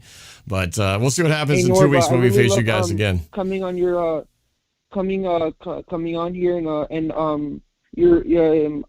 I hope you keep doing great on your YouTube channel. I hope you get a lot of guests on here, and like maybe if you're because I was thinking about doing a Seahawks and 49ers post game show, but if you have time, do you have a YouTube channel? I could probably come on your channel. You could probably send me a link if you use like StreamYard, or I don't know what kind of like software you use to like when you invite guests onto your show. But could we think about arranging something like that? Like maybe when we play at Levi's? We'll see. Maybe if we win. Otherwise, it's going to be a call just like this again. So, hey, man, I got to grab other calls. It's getting late. But, again, congratulations. I'm going to go grab some other calls. But thank you, man. All right. It's like a Seahawks show here. Let me get Sarah Gomez. At least that's what the number says here from the 916. Who's this? Is that your name? Yeah, hi. Hello. Hello. All right. First question. Are you a Seahawks fan or a 49er fan? I'm actually not one of the fans, but I did want the Seahawks to win. Oh, you're not actually a Seahawks fan, but you were rooting for the Seahawks tonight. Just for my Thanksgiving, because my family is a Niners fan. Oh, so you're going against your family who was rooting for the 49ers. No. My family is a Raiders fan. Okay. And then my mom's sister is Niners fans. Okay, so you got Raiders and Niners fans in your house, and you don't have any particular loyalties. All right, so what'd you call in for? What was on your mind? Honestly, And they're gone. Okay. Let's go to the next caller. I think you just wanted to get on the show. Timo, you're up. Hey, Norm, how's it going? Hey, give me something good. You Seahawks fan? I need to know. Oh, big Hawk fan. Sorry. Okay, all right. Where are you from? I was just screaming my head off for 4 hours. Yeah, I'm hear from that. Oregon. Oregon. I was going to say 503. I thought that's Oregon's prefix. All right. What's wrong with the Seahawks? You're the general manager. What do you fix first? You know, well, first I would just like to say there was a big turning point in that game right after halftime. We got that big pick six. You could feel it in the stadium. We were just flying around. Offense was looking good on that next drive. Red zone offense is a huge problem. Play calls. I don't know what we're doing, flipping the ball to Charbonnet on first down. You almost dropped that, by the way. You almost I know. fumbled that pitch, too. Terrifying. Yeah, I was like, oh, crap. Terrifying. One hand play by Charbonnet. Amazing. But, yeah, man, I mean, there's a holding in the end zone on JSN that really hurt us. That wasn't called, I feel like, but yes. the game. An arm wrapped around his back, for crying out loud. That's pass interference in everybody's book. Oh, yeah. It was horrible. Gino when he got sacked, had his helmet ripped off of him. Oh, my goodness. Yeah, no, and I couldn't tell because I don't think they replayed it, and I just suddenly saw his helmet flying around. I was thinking, how did the hell that happen? So I don't know how it happened. Yeah, I don't know I'm sure how you guys saw it on the replay. He's on the ground with his helmet off. It was bad. But I refereeing was was say, weird, man, I'm not worried about going down to Levi's like that last guy was saying. Sea of Red. The Niners weren't worried about coming to Seattle. We're the best fans in the world. I'm not worried about the Sea of Red bugging Gino or anything. I am worried about their defense just dominating us, like what happened tonight. But we just really need better production on offense. So how do you get it? I'm trying to put. I'm trying to put some detailed action. Like if you had, it's easy to complain, like, "Oh my God, the team's terrible." But if you were put in charge of how do you fix it, what would you do? Who would you go after? I'm just trying to think. Where do you think the blame lies the most at, as to who's the reason we're struggling as much as we are? I like hitting DK early in the game. He wasn't catching the ball, which was definitely a problem. We need to target the middle of the field more. Definitely need to get Gino outside of the pocket because when it collapses on him, he's just taking sacks at the worst times. Yep. So I feel like I'm hearing you talking offensive coordinator talk here. Oh, 100%. I think our defense is playing phenomenal. I mean, obviously 31 points tonight's not good, but you can't do anything when you're on the field the whole game, and our offense is three and out. Now, granted, the first drive of the game, 49ers went right down the field, play after play after play, ripping off like 10 yards, 12 yards, 10 yards, 8 yards, 15 yards. I mean, they wouldn't move the ball at will. And there was no saying we were tired at that point because that was the first series of the game. That was not encouraging that our defense got basically taken down the field and scored on the very first possession. So I'm not going to say the defense is completely not at fault because I've seen a lot of missed tackles lately, a lot of shoulder tackles, people not wrapping up and just getting pushed around, just getting manhandled. I got to address 100%. I got to address SportsLiveintheATL. I don't know what you're doing awake at this time. It's like 4:40 in the morning. He says, Seattle, now you know how I feel as a Falcons fan. Yeah, we might be getting closer to that world faster than you think. Yeah, no, I mean 100%. I mean, but with the Niners' offense as talented as it is, I think the first two drives, even with Seattle's offense, I think the first two drives you have a huge advantage. You have all your playbook, your whole playbook still open. I think most good offenses in an offensive league should be able to go down and drive and at least put 3 to 10 up on the board. Yeah, but we get the kickoff returned all the way to the 49 or 35, and what do we do there? Oh, I know. We go backwards. Nothing. We need to move the ball a yard. So, and usually we are pretty good at that first scripted number of plays, but the first play was already a broken play. It looked like it was supposed to be a handoff. Something went wrong, and next thing you know, Gino has to run to the left and slide for a 1 yard gain.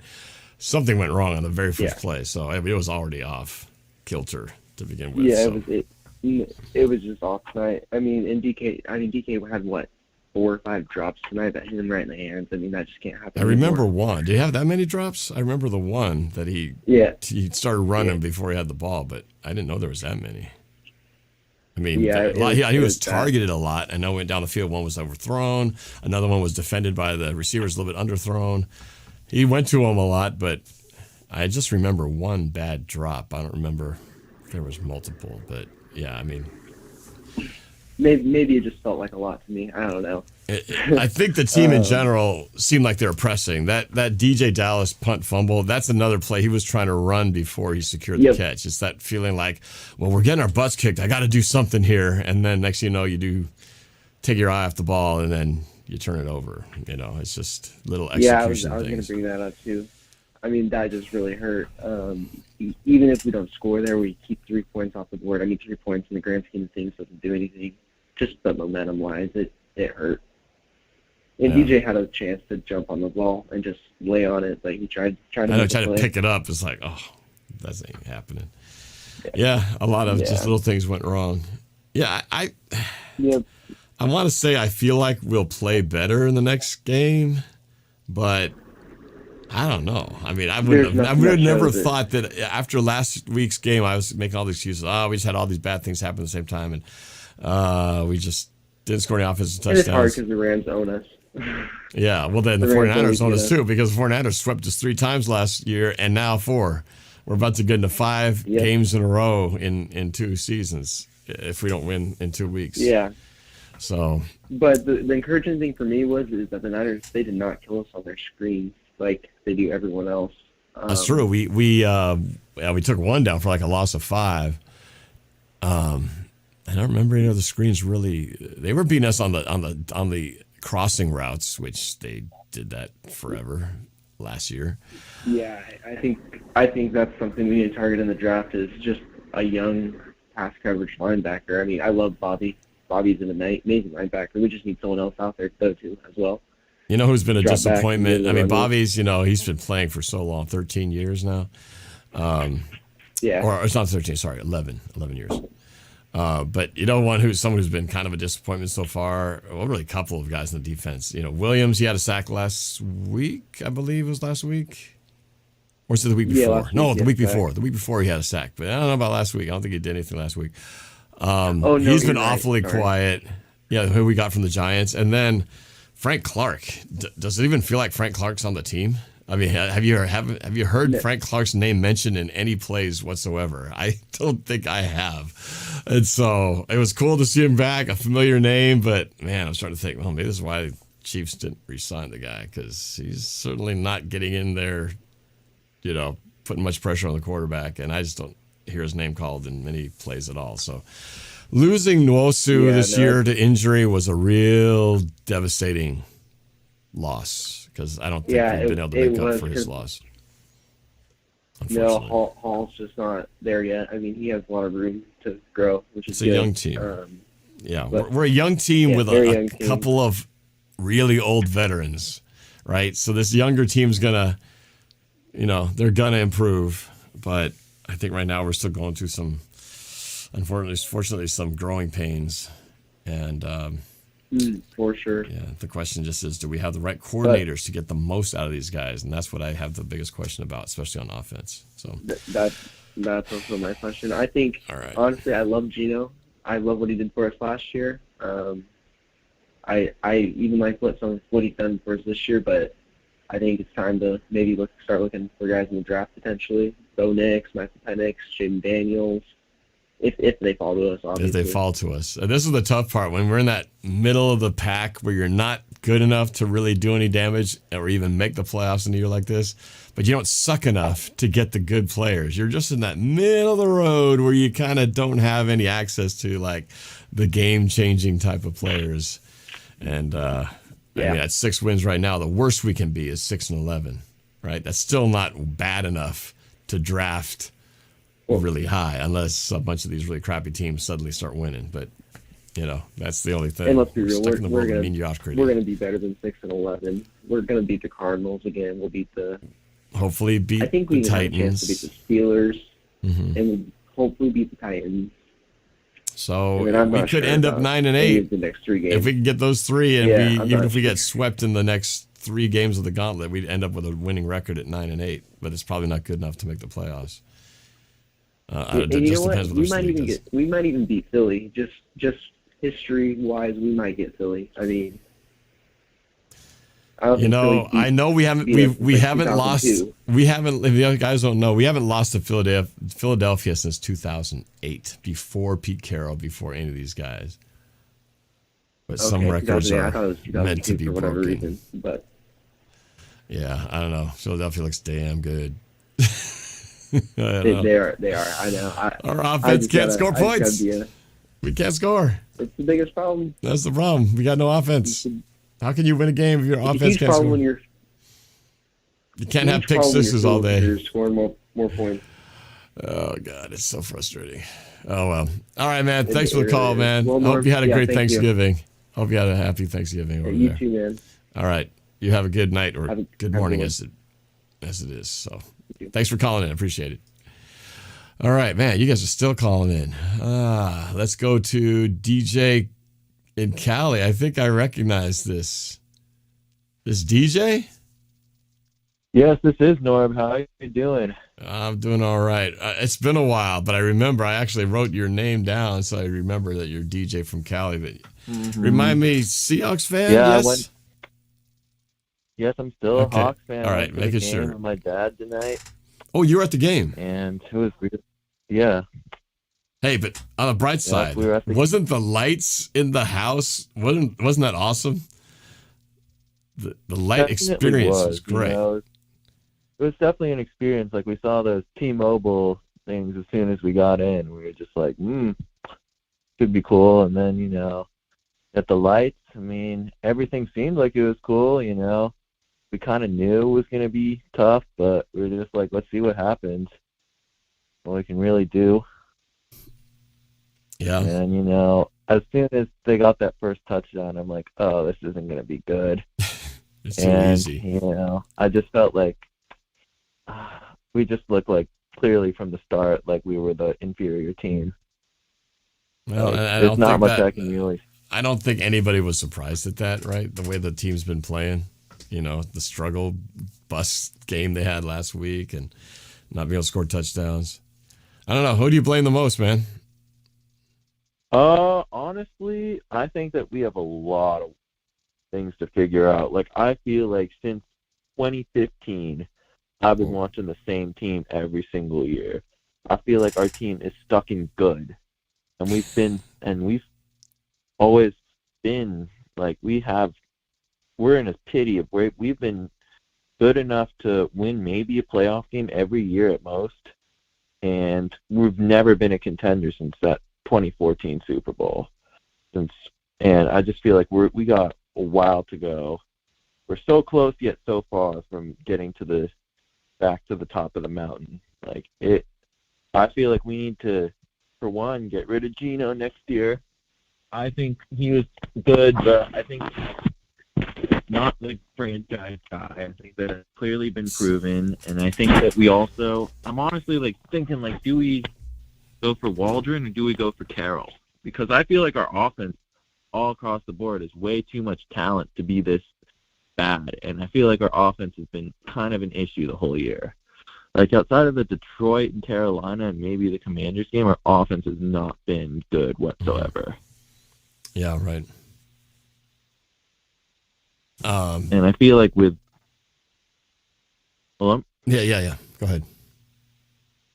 I think that overall, our offense, like with DK Metcalf, I know we didn't have him tonight, but Kenneth Walker, Jackson Smith and Jigba, we don't get our tight ends involved. I feel like it's only a matter of time before we looked at all this offensive talent and realized, like, are we being held back? Is it Geno or is it Shane Waldron, That's kind of like which came first, the chicken or the egg, right?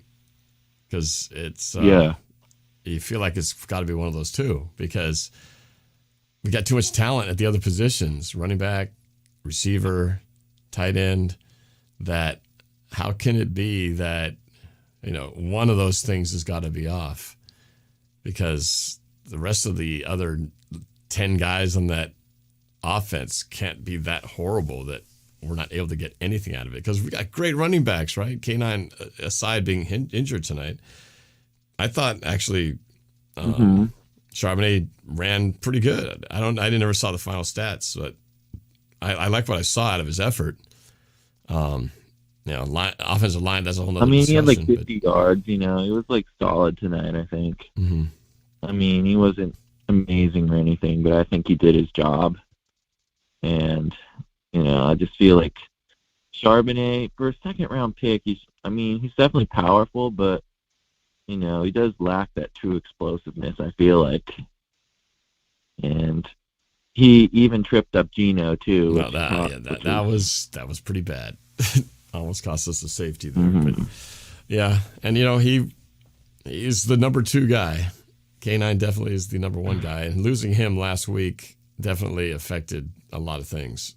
We definitely need him back ASAP. A healthy, full 100% version of him.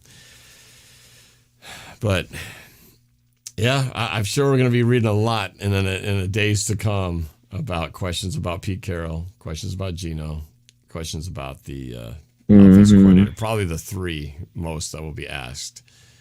Everyone really wants. When people want answers, they're going to look at the most obvious low-hanging fruit, and those are the ones. But because even I feel like Penix staying in Seattle, I feel like that just kind of feels like it's meant to happen. But honestly, we'll see though. I feel like someone could try to snag him earlier, but I feel like everything's on the writing for him to go to the Seahawks. But honestly, it's a we shall see situation. Honestly, like the next 3 games, I think the best chance we have is maybe Philly or Dallas, but maybe we can, I feel like Dallas, we're a team going into Dallas that they're honestly, I see Dallas and their defense can drop the hammer on anyone. I feel like that team, their front four might be better than San Francisco's front four, which is a scary thought, given what they did to us tonight. That's crazy. Yeah. But yeah, I know. I was thinking back last year. I remember, how did it go last year when we played in San Francisco? Yeah, that was that game where we had no offensive touchdowns. The only score we had was a blocked field goal attempt that we returned for a touchdown. That was our only touchdown. Or I think it might have been our only score last year in that game. So we lost 27 seconds. They blocked that PAT for the TD. Yeah. I don't know, man. That's what's tough. You mentioned about the whole, we've been good and we've been in the playoffs every year almost, and that's the curse that comes with being successful every year because it's hard to make the playoffs, right? A lot of these teams haven't been in the playoffs in years, and we've been going almost every year. Which make the playoffs year in year out at least. So that's something. But like I said, never good enough to go all the way. But the flip side to that, of course, is you keep making the playoffs, you're always getting lower draft picks. So you're never getting that creme de la creme talent. So it kind of worked out with the 49ers, right? Because really when we took off is when they started to fall. And then the Niners really kind of stunted up from pretty much 2014 all the way up to about 2000. When they started getting good again, 18, 19, 19 was the year they went back to the playoffs for the first time in 6 years. Then they went to the Super Bowl that year. And I feel like they kind of had their 2014 to 2018 stretch of being But they were bad, bad. So they got to conjure up a lot of good talent there via low, high draft picks because they they stunk for a good chunk of time there when they were going through a whole plethora of quarterbacks that were all just, guys on the board. But, I mean, they go Tariq Armstead, Buckner, Bosa. Bosa was Warner. the big hit, Yeah. But, I mean, they definitely just hit on a lot of mid to late round picks, like Fred Warner, George Kittle. I feel like they've known how to get those blue chip guys. Like Devin Witherspoon, maybe a lucky blue chip guy that I feel like we get. And, Rick Woolen hasn't been that great this year. Like, Yeah, he's kind of had a little bit of sophomore slump. You haven't really heard his name called that much this year compared to the start he had last year. People are still upset we didn't draft Jalen Carter. I mean, he would have been an anchor on the D-line, which sucks. I mean, Spoon's great, People are still mad we couldn't get C.J. Stroud. I mean, Stroud would have been the franchise guy for at least 10 years. Yeah. So, a lot of questions. Ifs and buts, right? Easy to look back and see now, but we kind of made our bed and we're laying in it now. So, all right, man. Well, thanks for your input. It's good to talk to you again. Good to talk to you again. Have a good night, Norb. All right, have a good rest of your night. All right, let's go here. Let's go to Timothy. I think this is Timothy. Timothy, you're up. Hello, can you hear me? Yes, I can. Is this Timothy? Okay. Yeah, thank you for taking my call. A guy from Washington, finally, a 425, right? Yeah, my friend. Were you at the game? Yeah. No, I was not, man. I had to actually work today. Oh, I can't. Did you see the game? Yeah. Well, when I was at work, I was like watching your stream. You know what I mean? But I had to watch the highlights afterwards. Oh, so you didn't even get to watch. You didn't get to suffer through the torture of watching that game unfold before your very eyes. Your soul is probably better for that. Honestly, I mean, I haven't watched. Yeah. So you heard all my cursing in the first half, right? I swear, I don't think I've cursed that much on a live stream as much as this one. I mean, I swear, I'd have to go back and count it, but I must have dropped a ton of I'll be honest with you, I didn't hear you cursing, but I saw like the upset look on your face. I only had because I was working during the time, but anyway, yeah. It was wow, what kind of work do you do that you're able to actually watch my live streams while you're doing it and get work done? I didn't even want to go to work. Well, okay, I hope your boss isn't watching. Store. Like, wait a minute, isn't that Timothy? You're fired. Watching YouTube on the job. But no, what do you do? What do you do? Hey, well, no, I work at I work at Fred Meyer. You know where those things are? Oh, yeah, I know Fred Meyer is. Yeah. Which Fred Meyer? Like the Oh man, I don't want to tell you exactly where it is. I'm gonna go seek you out. I'm gonna go stalk you at the Fred Meyer in Renton. I almost got you to admit it though. Well, maybe not you, but someone else. Yeah. That's what people do. People go to my live stream so they can listen to the callers, find out where they work, and then they'll stalk them. Maybe if you say something bad enough. No, okay, all right. So you're working, but listen to my show, which I appreciate. What's wrong with the Seahawks, man? Well, I think a lot of you guys made some really great points. I'm just going to preface this by saying that, like, I'm not, like, very knowledgeable at football. I'm more of, like, a boxing fan. Oh, okay. A boxing person. But I am a Seahawks fan. I do watch football, but I don't even know all the rules, to be honest, because... Okay, let me give you a quick breakdown. If you cross the opponent's goal line with the ball, it's a touchdown. Field goals are worth 3 points. That's if you can get through that. I'm just kidding. But you sound like me talking about hockey. Actually, I like if people ask me, "Are you a hockey fan?" I say, "Well, I root for the Kraken. I haven't gone and seen a game yet. I watch them on TV, and I know what a goal is. I know what icing is, and I think I know what offsides is. But after that, I have no idea what the rules are. So, but you're probably a little more knowledgeable about this than I am about.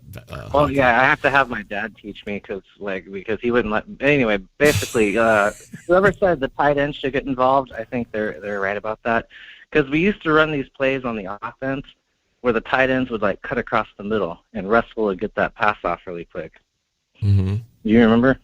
Okay, yeah. Well, I mostly remember probably the best tight end that we've had. Well, people would argue with me, but Jimmy Graham actually had a pretty good productive career. He just didn't have the career he had with New Orleans before he came here. But before that, probably Zach Miller, that Super Bowl year, when we had Zach, he wasn't the fastest dude, but he just kind of blocked and he got open. But yeah, we just never really had that dominating tight end that guys like Kittle had been, and like Kelsey and a lot of Andrews. These guys who like tight ends and quarterbacks. You get these combinations guys, and they become like their ultimate safety blanket. Like no matter what happens, I'll just go to my tight end. He'll bail me out. We don't have that for whatever reason. We just have never been able to establish that. Yeah, I think a lot of the blame goes around like to the entire team because like we don't have it. Like you said earlier, we don't have an identity. It's like we're just kind of running out there like doing whatever. I mean, basically, if Jason Myers would have hit that field goal at the end of the Rams game, like we would both have been going into the game 7-3, and then these guys would have had something to prove. It's like quicksand, like the opposite of quicksand. Like we would have had positive momentum. And they'd have been like, yeah, come on, you guys. I wonder, if let's say we rewrote history and we gave a little extra kick. We kind of adjusted Jason Myers' foot a little bit so he kicks that ball in and we win. We go 7-3. We're tied up going into this game. Would the result have been different, or we still gotten our asses kicked? Because really, the Rams game was what it was, and Jason Myers' foot kicking it slightly this way versus that way didn't change the makeup of the team. It just would have changed the score and thus the win-loss record. But would we really have been a different team coming into this just because he kicked that ball to the uprights? Maybe. We've been relying on Jason Myers way too hard for way too long. You know what I mean? Agreed. We can't just put everything on him. You know what I mean? No, Jason Myers has scored more points in the last two games than the offense has. That's bad when your kicker's scoring more than your offense. It's really bad. Course, he's gonna. Yeah. And then like you got. We had how many points? We had 16 points last week. One touchdown to the credit of the offense. Jason Myers had 9. 9-7. Jason Myers is ahead. And in this game, we had one touchdown. Wasn't even the offense. It was a pick 6. And then Jason Myers scored 6. So, again, he still scored more than the offense. And the way we're playing against, I mean, we went in there knowing this San Francisco was a better team. Sorry, I don't know if I was whatever. Wow, that came out of nowhere. If we would have went, Timothy coming down with the F-bombs. Sorry, that's all right. That was how bad that was. Yeah. I probably shouldn't waste too much of your time because I don't know very much about football. That's all right, man. You crack me up though. This is one of the most entertaining calls, and I don't think you're even trying to be. But I appreciate the fact that you're calling for the 425. So. All right, salamat, magandang gabi. Oh, look at that. Dario, so you're Filipino. I'm Spanish, Filipino, white, European. So I'm mixed. Wow. I live white though. Oh, you just you got to throw a whole bunch of mix in there. All right, but salamat, maraming salamat. All right, well, take care, man. Thanks for calling in. All right, thank you. Thank you. All right, we're gonna just get a couple more in here before it's like 2 a.m. My God, it's probably 5 o'clock in the morning for some of y'all over there. And thank you, SG Sports Talk channel. Wow, a 49er fan who's joined my membership. Oh, well, thank you, Miro. I appreciate that. The total active support joining the NorbFam membership. Thank you. All right, let's go to 775 here.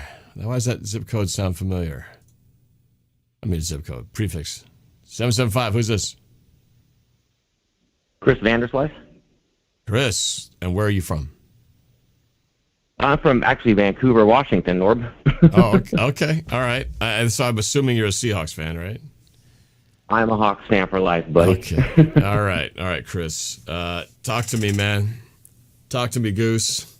Well, who's to blame? Well, thanks for taking my call. I always watch you on your channels, and I appreciate watching you. You're really cool and everything. So thanks. Thank you. I appreciate that. My chance to finally talk to you guys and hear from you. Yeah, I want to know what you think about this. I have my thoughts, and everybody's waiting on their thoughts. What do you have? Oh, I don't know. It's been disappointing the last couple of games. You know, like you're talking about week 1 and then week 2 winning in Detroit, and then all of a sudden, you know, everything's just kind of going downhill. Well, not totally downhill. I mean, we were 6-3 going into last week. True, that's true. I mean, but we did equal. We got lucky with a couple wins over. You know, we beat the Panthers, beat the Cardinals, beat the Commanders. Very true. You know, but I felt like those were against pretty subpar teams. So every time we played a team that was good, like the Ravens, you know, we really haven't been tested. And you know, someone made a good point last week. You know, the Rams were 3-6, we were 6-3. Well, the Rams' schedule basically was like the opposite of ours. They played all the hard teams in the first half, and while we played all the easy teams. Now it's flipping. Now we're playing all the hard teams, and they're playing all the easy. So it's very easy to say that maybe the Rams and us are not that far apart. Maybe we really would have been 3-6 if we had their schedule. We're just experiencing it now. I don't know. We'll see. But yeah, definitely, yeah. And you know, and if I talk about the Carolina games, every seems like every team is just you know plays us tough, and it's you know that's the NFL for you, I guess. So. Yeah. Well, I don't know. So who do you blame? Who do you feel should take most of the blame here? I mean, you got to have a feeling. You know, I think it's not really the players. I think maybe the way they're being coached. I mean, in my opinion, I hear a lot of things about maybe Pete Carroll kind of overriding maybe Shane Waldron a little bit on how to run the offense. Possibly. And then we don't know the conversations that are going on behind the scenes, whether Pete's got some say in it, or is it really Shane Waldron running the whole show? And we'll never know, right? Yeah. These guys will never talk about what really happens behind the scenes. But definitely never know. And then I think talking about earlier how struggling in the red zone, is it play calling by Waldron? I mean, I think I do put a lot of blame on Shane Waldron. I think, myself. I mean, what do you think? No, that's kind of what I've been saying too, because I put some of the blame on Gino, but I put a lot of it on the design, the coaching, the play design. You know, I feel like you watch the 49ers offense, and they just seem like to be, light years ahead of the designs that we have, and it just puts their players in a better place to succeed. And Brock Purdy is just looking sweet and untouched, and lots of room to throw, and wide open receivers. Mm-hmm. And I was talking to my buddy Pat, who I sit next to, and he was saying, well, this is what the 49ers do. They do this and they do that. And I was going, well, why don't we do that? Right. It's so great. It's so easy. Why don't they just watch what they're doing and just do the same thing? I mean, they have 11 players. We have 11 players. We have a quarterback. They've got a running back. We have a running back. Right? You'd think, I like that. And even at the end of that game, that fourth down was 4th and 1, and pretty didn't matter anyway. We were probably going to lose. I mean, it would have been impossible to come back that far late. But to still not get that 4th and inches, I mean, it was sad. And that the Eagles, they got that 4th and short, 3rd and short thing down to a science. It's like, if it's 4th and 1, their identity is crystal clear. We are going to go into this brotherly shove formation, and there's nothing you can do about it until the league bans that play. And they're just going to do it. And there's nothing, and nobody can stop it. And yet, I don't know why people say they should ban that play, because if it's so unstoppable, why don't the Seahawks do it? Well, apparently they can't do it like the Eagles. Why don't Seattle do it? Yeah. Right? So to me, it's like, unless it's a play that everybody can just dominate on and never be stopped, well, clearly it's not. It's only unstoppable for the Eagles, and apparently not unstoppable for everybody else. So, that's my feeling on that play. My feeling is like, well, if a play works for one team, well, you don't ban it just because that team's really good at it. Everybody else needs to learn how to stop it or run it themselves. But my whole thing is a copycat league, right? So if you're getting beat by the 49ers on these similar crossing paths with guys wide open, if I was an offensive coordinator, I would just watch their plays and go, okay, what are they doing here? All right, he's going this way. Yeah. Let's just steal that play and let's put it in. Except the difference is now, instead of Ayuk, it's now DK, and instead of Deebo Samuel, it's JSN. I know. Right? You'd think if that's so perfectly designed, why don't they just do the same thing? I mean, these are the dumb questions I ask because I don't know what it's like inside an NFL locker room. But I'm thinking, if you got burned by this, well, let's just try doing the same thing they do. But I say that because what's so frustrating is when you watch a game and a team is doing all kinds of crap to you, and then it's your turn, and you can't do crap to them. It's like nothing works. Yeah, like that. Like the Niners just up and down the field, and we get the ball, and we just can't seem to just get nothing going. Now, here would be a funny coaching approach, and this would be for like some kind of ridiculous sports comedy movie. Well, basically, I would be the dumb idiot offensive coordinator who's just been inserted into the Seattle Seahawks. And they're, okay, Norb, what are you going to do? You know, and I'd be like, I have no idea. I'm not a coordinator. I would just take all the plays from the 49ers they ran the 2 weeks before. We're just going to do every single play that they did. I'm just going to copy their playbook play by play. We're just going to follow that script and let's see how it goes. Maybe it would work. Because whatever we're doing ain't working. It's not working for us. Whatever works, man, for sure. So I laugh at it now. And you guys were talking about, too, like, Waldron had that, where he goes up the middle with a lot of his receivers and stuff, and it doesn't seem like that's getting, played enough in the Seattle's offense. I don't know. I mean, it's crazy to think about all the talent we got on the offense, and it just nothing's working right now. Yeah. Well, at one point they tried to go deep in the middle, and Gino like threw into major traffic. But there was like all our receivers were all coming together, so all the defenders came down there, and he threw it, and he didn't get intercepted. But man, he threw it right to this crowd. I was like, is that really the best option? Was that the best target? Really? One guy with like four guys around him?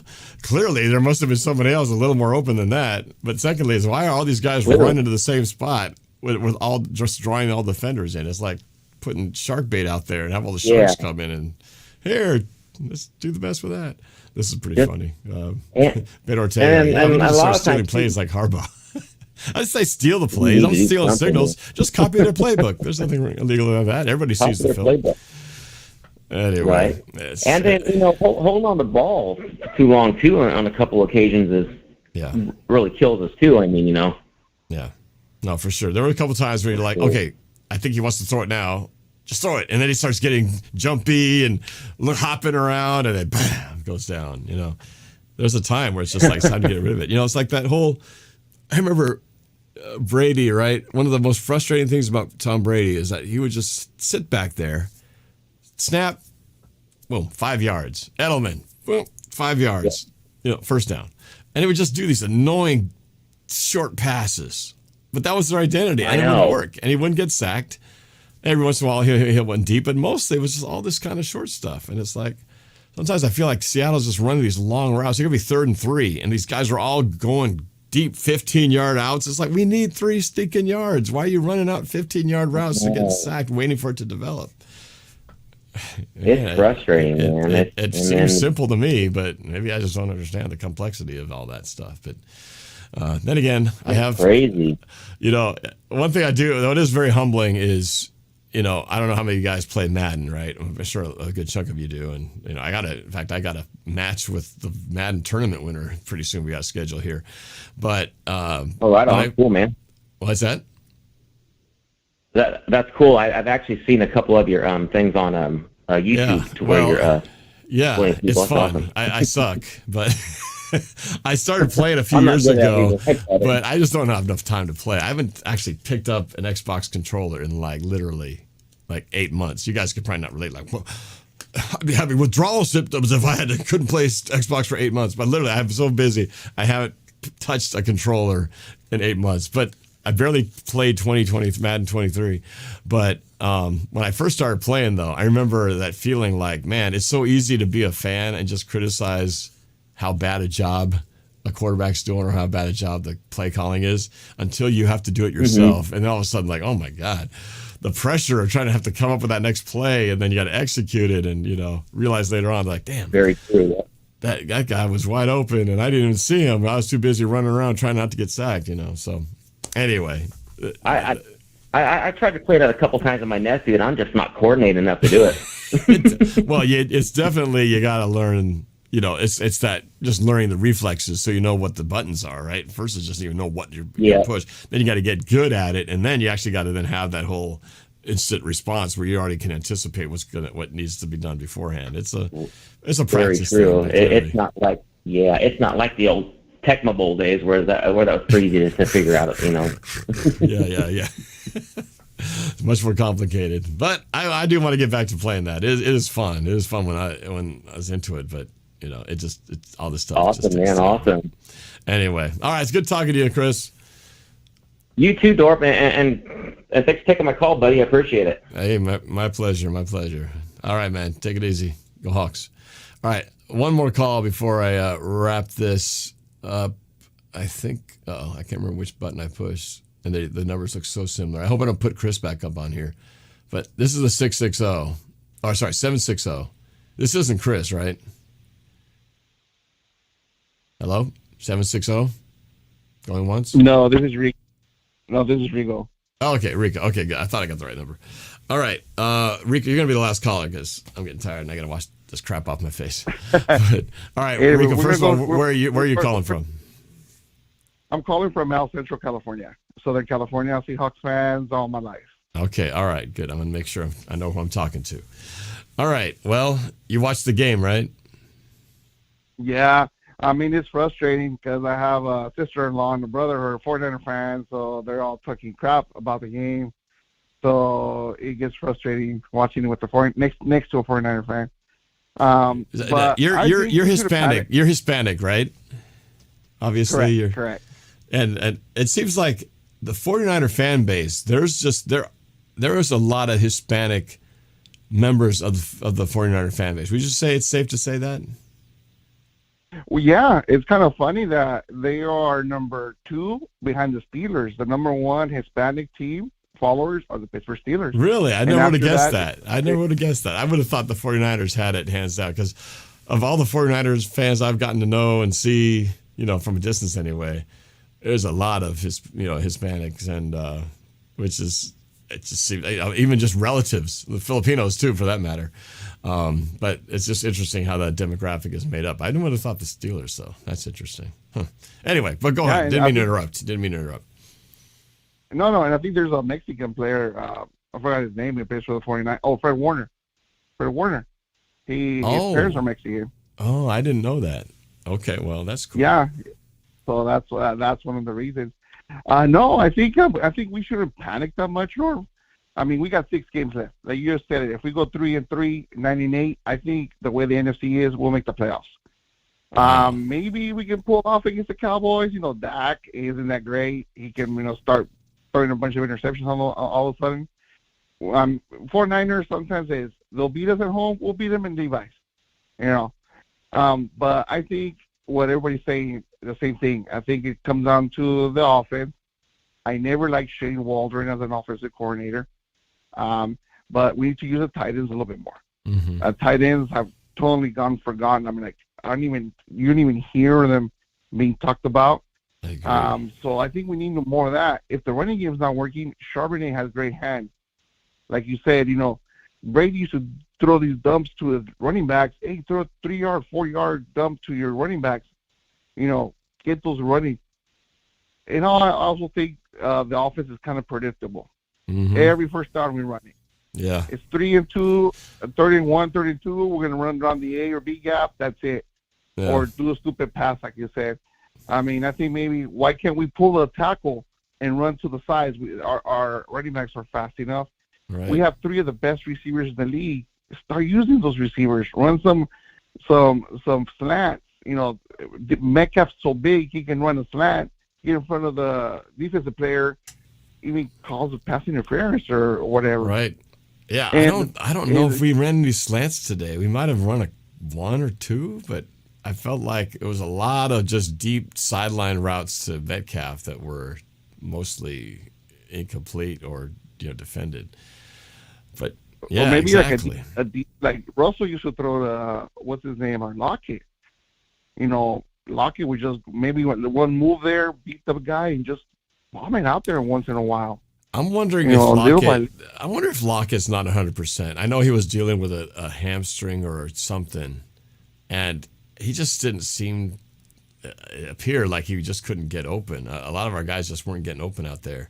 And I just don't know if he's maybe not 100%. I don't know.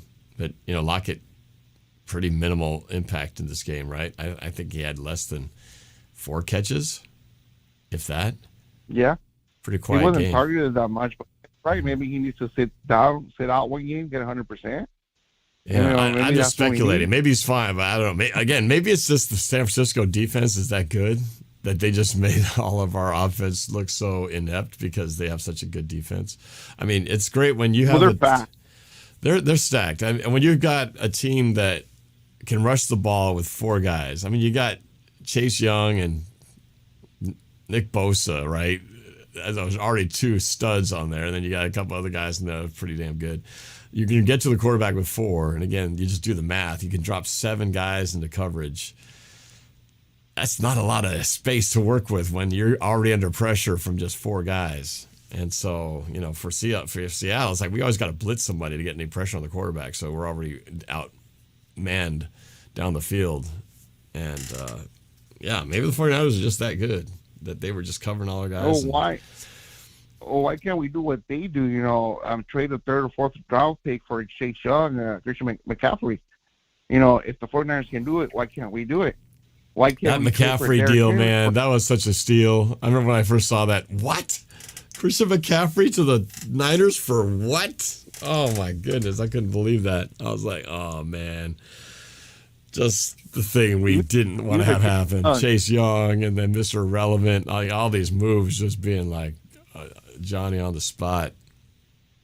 But I think the coaches, if they can just look at the film, what we did correctly in the first couple games where Gino was throwing 300 yards, 2 to 3 touchdowns, no interceptions, getting the ball out there fast. Start doing that again and get that confidence because the team looked like they were in LA Ram hangover still. They were still like they couldn't believe it. We lost to the Rams. Now we have the Niners. They didn't look confident enough in this game. I think if this game would have been on Sunday, maybe it would have been a different attitude, maybe a different score. And now, like you said, now we have the Cowboys, the Niners again, and the Eagles. What's that going to do to the team's confidence? We'll see after those 3 games. Yeah, for sure. It's definitely a tough road ahead. But you're right. I liked your optimistic side that, hey, look, we still got, 6 more games? We've played 11 games Correct. now, so we got 6 games to go. So a lot can happen if they can fix and address these issues and just come out looking a little different. But they can't just keep doing the same thing because it's not working. Definitely not working. Nah. And thank you for taking my call, Norm. Been following you since 2012. Wow. And keep on doing what you. Thank you, man. I appreciate it. Yeah, it makes me happy to know the guys like you have been sticking around and watching my content. It was great. I ran into a lot of people today at the game who've been watching for a while, and that was pretty cool to run into them. So. Yeah, I went to the Carolina game and I saw you. I was like 2 sections where you were at, 2 sections to your left. Oh, you'd be like 4 weeks ago or something like that. The Panther game the here. Carolina Yeah. game. Okay. Yeah. Yeah, we were out there. Took my girlfriend out there. She made her a Seahawks fan, and that was her first Seahawks game, and she loved it. Oh, nice. But you were leaving, so we couldn't reach you. So maybe next time we'll say hi to Norman in person. Yeah. Are you going to be any more games this year? Not this year. Usually, because since I live in Southern California, we go to the Rams game and the Cardinals game. Where I'm at, it's a 4-hour drive to Phoenix and a 4-hour drive to LA. So I'm smack in the middle. So Wow. I get to go to those games. Oh, that's good. So you'll be going to the Arizona game at the end of the year? Yes, I'll be there. Nice. Okay. And we're trying to go after we did the Carolina game this year. We're going to try to do at least one game in Seattle every year starting next year. Oh, that's awesome. Well, I hope to catch you on the next one, man. I will. Thanks, Norm. Okay. Thanks for everything. All right. Well, thanks for the call. Appreciate it. I think. All right. Go Hawks. All right. Well, that is going to wrap up for the calls. Thank you guys for hanging in here for the last 2 hours. We going at it? Crazy, man. I see Brandon Rogers in here chiming in with the notes. Just Look at all this optimism. Call me crazy, but this Cowboys game is more winnable than you guys think. I get just because we've seen Dak Prescott be like Dr. Jekyll, Mr. Hyde. He can be really good one game and then be Mr. Interception the next. But man, I can't take too much more of this just self-destructiveness. I just want to see a competitive game. I'm not even so much concerned about losing as much as just to put a product on the field that is just competitive with who we're playing against, and that feels like you're in the game at least up until the fourth quarter. That's all I ask. That's all I ask. Is it too much to ask? So, anyway, well, that's it, guys. Thank you so much for joining in, and for those who called in, it was fun talking to you guys, and for everybody who chatted on here, appreciate your feedback. And again, I do have a link in the description. First of all, please subscribe if you haven't yet. I'm dangerously close to 51K. I think I have like 38, left to go. So it could happen anytime. But I also have a link to the NFL Fan of the Year voting link where you can choose one of the 32 fans on there. And I'd love it if you give me a vote on there. So that helps a lot. So I would greatly appreciate that. But for now, I'm beat. I'm going to get cleaned up and head to bed. So looking forward to sleeping in a little bit tomorrow. But I hope you guys all had a wonderful Thanksgiving holiday. And I hope you have a great start to your weekend tomorrow. And, oh yeah, we got the Apple Cup tomorrow. The Washington Huskies taking on Washington State Cougars to see if the Huskies can go 12-0 in the regular season, which they haven't done in forever. I think 1991 maybe is the last time they did that, if I'm not mistaken. Or is it the year that we went to the national championship? Anyway, it's been a while. So that'll be fun tomorrow. All right, you guys have a great rest of your evening, and gotta keep saying it. Go Hawks, baby. Next time.